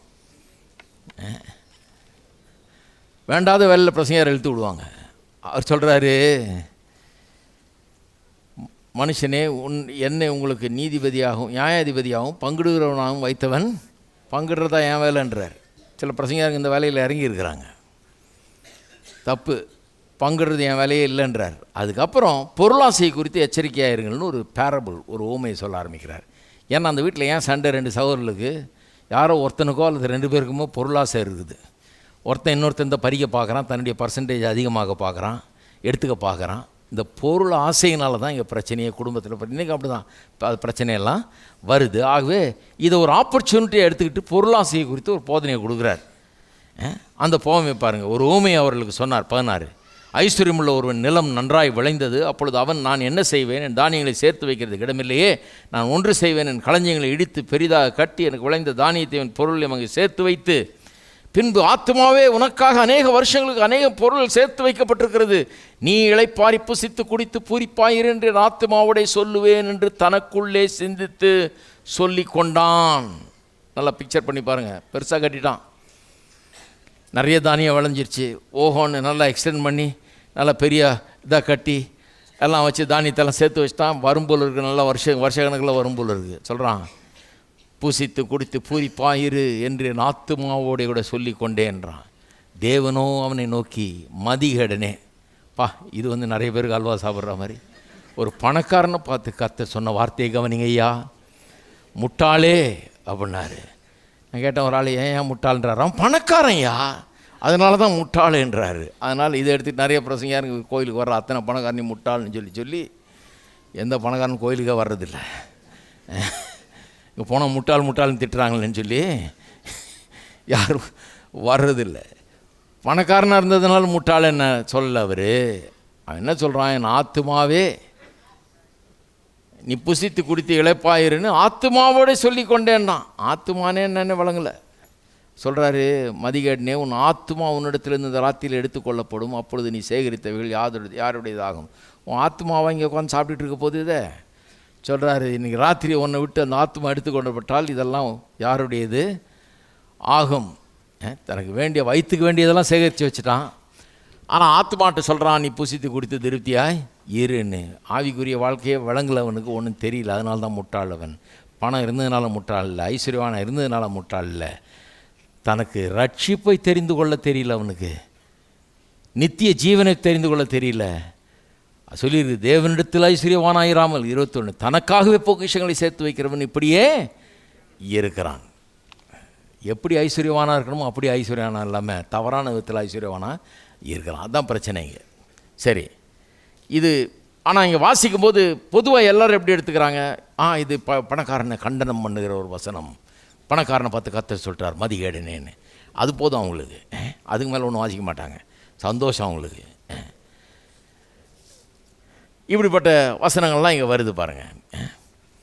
அதுக்கப்புறம் இதை தொடர்ந்து சில அறிவுரைகளை சொல்கிறார். இந்த பொருளாசை குறித்து ஊமையை சொல்லிவிட்டு சில அறிகுறிகள், சில அறிவுரைகள்.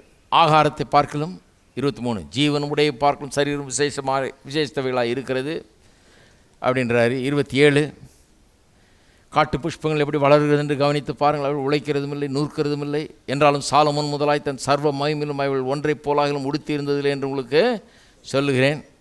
இப்படி இருக்க அற்ப விசுவாசிகளே, இன்றைக்கு காட்டிலிருந்து நாளைக்கு அடுப்பில் போடப்படுகிற புல்லுக்கு தேவன் விதமாக உடுத்து வித்தால் உங்களுக்கு உடுத்து விப்பது அதிக நிச்சயம் அல்லவா?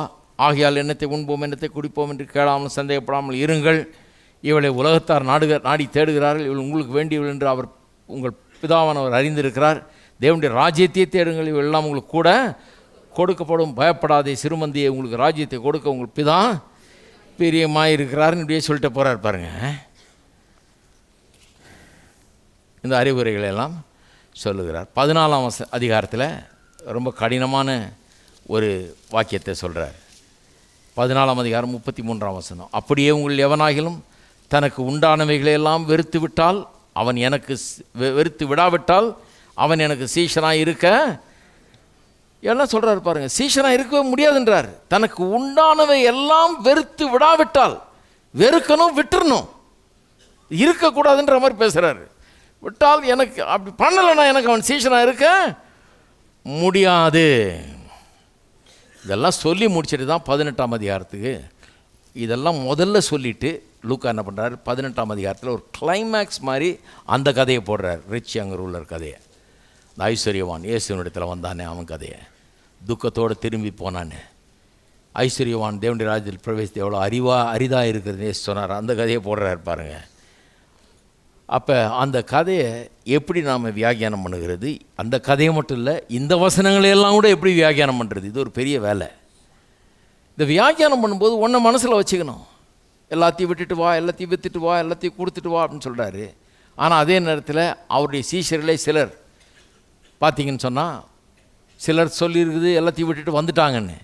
ஆனால் இன்னும் சிலர் சொல்லியிருக்குது ஒன்றுத்தையும் விடலை. பேதுரு மாமியார் அவங்க வீட்டிலே தான் இருந்தாங்க. ஹலோ, நல்ல பெரிய வீடு வச்சுருந்துருப்பாங்க போல இருக்குது. இயேசு சீஷர்லாம் அங்கே போய் சாப்பிட்றது கொள்வது போகிறது வர்றதுன்றதாங்க. அது ஒரு நல்ல ஒரு சென்டர் மாதிரி இருந்தது அவங்களுக்கு. மார்த்தா மரியாள் லாசரு போன்றவருடைய வீடு, அங்கேயும் இயேசு போயிட்டு வர்றாரு, சீஷர்களோட போகிறாரு வர்றாரு இருக்கிறாரு. அவங்களும் இயேசுவை பின்பற்றுகிறவர்கள் தான், இயேசுவை விசுவாசிக்கிறவர்கள் தான். அவங்க இதையும் விட்டா மாதிரி தெரியல, வீடெல்லாம் வச்சுட்டு தான் இருக்கிறாங்க. வீடெல்லாம் ஒன்று விற்றுட்டு எல்லாத்தையும் ஏழைகளுக்கு ஒன்று கொடுத்துடல இயேசுவை பின்பற்றுறதுக்காக. அரிமத்தைய ஊரனாகிய யோசேப்பு இயேசுடைய சரீரத்தை கேட்டு அடக்கம் பண்ணான்லேயே அவர் பெரிய பணக்காரன். ஒரு புதிய கல்லறையை வாங்கி வச்சுருந்தான், அதில் தான் இயேசுவின் சடலத்தை அடக்கம் பண்ணான். பெரிய பணக்காரன். ஆனால் ஐஸ்வர்யவான்னே சொல்லியிருக்குது. அவன்லாம் ஒன்று எதையும் ஐஸ்வர்யத்தையும் விடலை, எதையும் விடலை, வீட்டையும் விடலை, யாரையும் விடலை, எல்லாத்தையும் வச்சுட்டு தான் இருக்கிறான், இயேசுவை பின்பற்றுகிறான். இன்னும் ஏராளமான ஸ்திரீகள் தங்கள் ஆஸ்திகளை கொண்டு இயேசுவுக்கு ஊழியம் செய்தார்கள் இருக்குதா இல்லையா? படிச்சிருக்கீங்களா இல்லையா? அவங்களாம் எதை விட்டாங்க? விடலைங்க, இருக்கிறத கொண்டு வந்தாங்க. வீட்டில் இருக்கிற பணம் நிறையா இருக்குது, சொத்து நிறையா இருக்குது, ஏராளமான வசதி இருக்குது, அவங்களுக்கு நிறைய செய்ய முடியும். இயேசுடைய ஊழியத்துக்கு என்னெல்லாம் தேவையோன்னு பார்த்து எல்லா தங்களுடைய பண வசதிகள்லாம் அவருக்காக பயன்படுத்தி அவர் ஊழியத்தை நல்லா செய்கிறதுக்கு அவருக்கு உதவினார்கள். அப்படியே இருக்குது. ஆஸ்தியை கொண்டு ஊழிய செய்தார்கள். they ministered to him with their wealthன்னு இருக்குது. அப்போ அவங்க சரியான விதத்தில் ஐஸ்வர்யவான்லாம் இருக்கிறாங்க, தவறான விதத்தில் இல்லை, சரியான விதத்தில் ஐஸ்வர்யவான்லாம் இருக்கிறாங்க. இப்படி சரியான விதத்தில் ஐஸ்வர்யவான்லாம் இருக்கிறவங்க நிறைய பேரை பார்க்குறோம். அவங்கெல்லாம் எதையும் விடலை, எதையும் வித்துடல, எதையும் கொடுத்துடல, எதையும் விட்டுட்டு வந்துடல. ஆகவே இயேசுவை பின்பற்றுறதுனாலவே எல்லாத்தையும் வித்துறணும், ஏழைகளுக்கு கொடுத்துடணும், சுத்தமாக ஒன்றுமே இருக்கக்கூடாது, இந்த உலகத்தில் ஒன்றுமே இருக்கக்கூடாதுங்கிறது. அதை எப்படி வியாக்கியானம் பண்ணுறதுன்றது ரொம்ப முக்கியம். எக்கு தப்பாக பண்ணோம்னா எக்கு தப்பாக போய் மாட்டிக்குவோம். அப்புறம் எல்லாருக்கும் என்ன பிரசங்கம் பண்ண, எல்லாத்தையும் வித்துட்டியா? அதான் பெரிய கேள்வியாக இருக்கும் அடுத்த ஞாயிற்றுக்கிழமை மாறத்துக்குள்ள. வீட்டை விற்றுட்டிங்களா, ஃப்ளாட்டை விற்றுட்டிங்களா, காரை விற்றுட்டிங்களா, பைக்கை ஒன்றும் இருக்கக்கூடாது. அப்படி வியாக்கியானம் பண்ண முடியாது. எப்படி வியாக்கியானம் பண்ணுறதுன்றதை அடுத்த வாரம் காமிக்கிறது. ரொம்ப வாழ்க்கைக்குரிய ஒரு ரொம்ப முக்கியமான ஒரு காரியம். ஏன்னு சொன்னால், இதெல்லாம் தப்பாக புரிஞ்சு வச்சுக்கிட்டா யாராவது எல்லாத்தையும் விற்றுருப்பாங்க, எல்லாத்தையும் கொடுத்துருன்றுவாங்க. விற்று அவங்க கையிலே கொடுத்துட்டு ஆன்னு நிற்போம் நம்ம. ஹலோ, ஜாக்கிரதையாக இருக்கணும். என்ன சொல்ல வர்றாருங்கிறத, அதை எப்படி வியாக்கியானம் பண்ணணுங்கிறத கரெக்டாக அடுத்த வாரம் நம்ம கவனிப்போம். அதை விவரமாக கவனிக்கணும், அதுக்கு நேரம் வேணும். அது நேரம் எடுத்து அடுத்த வாரம் அதை செய்வோம். எல்லோரும் எழுந்து நிற்போம். எல்லாருக்காரங்களை உயர்த்தி கர்த்தரை ஸ்தோத்திரிப்போம். எங்கள் அன்பின் பிதாவே, கர்த்தராகிய இயேசுவின் நாமத்தில் மண்டியில் வருகிறோம். இந்த காலை வேளையில் எங்கள் உள்ளங்களோடு நீர் பேசினபடி ஆளுமுக ஸ்தோத்திரம். சத்தியத்தை அறிகிற அறிவை தாருங்க தாவே. இந்த வசனங்களை புரிந்து கொள்ள நீர் என்ன சொல்ல வருகிறீர், உடைய வார்த்தை என்ன சொல்ல வருகிறது என்பதை புரிந்து கொள்ள, உம்முடைய தீர்மானத்தின் திட்டத்தை விளங்கி கொள்ள, நீர் எங்களுக்காக என்ன வைத்திருக்கிறீர், எப்படிப்பட்ட வாழ்க்கையை திட்டமிட்டிருக்கிறீர் என்பதை புரிந்து கொள்ள உதவும் கர்த்தாவே. ஸ்தோத்திரம். எல்லா தீங்குக்கும் ஜனங்களை விலக்கி காத்தருளும். சத்தியத்தின் பாதையில் நடக்க, வெற்றியின் பாதையில் நடக்க தேவரீர் உதவும். இவள் குடும்பங்கள் தலைக்கட்டும், தேவ ஆசீர்வாதத்தில் வாழட்டும். ஆளுகையும் அந்தஸ்தும் மகிழ்ச்சியும் உள்ள குடும்பங்களில், வீடுகளிலே இவளுடைய எல்லா காரியங்களும் உண்டாயிருக்கட்டும். ஆசீர்வதிப்பீராக. இயேசுவின் நாமத்திலே ஜெபிக்கிறோம், ஆமேன். நம்முடைய கர்த்தராகிய இயேசு கிறிஸ்துவின் கிருபையும் பிதாவாகிய தேவனுடைய அன்பும் பரிசுத்த ஆவியானவருடைய ஐக்கியமும் நம் அனைவரோடும் இன்றைக்கும் என்றைக்கும் இருப்பதாக, ஆமேன்.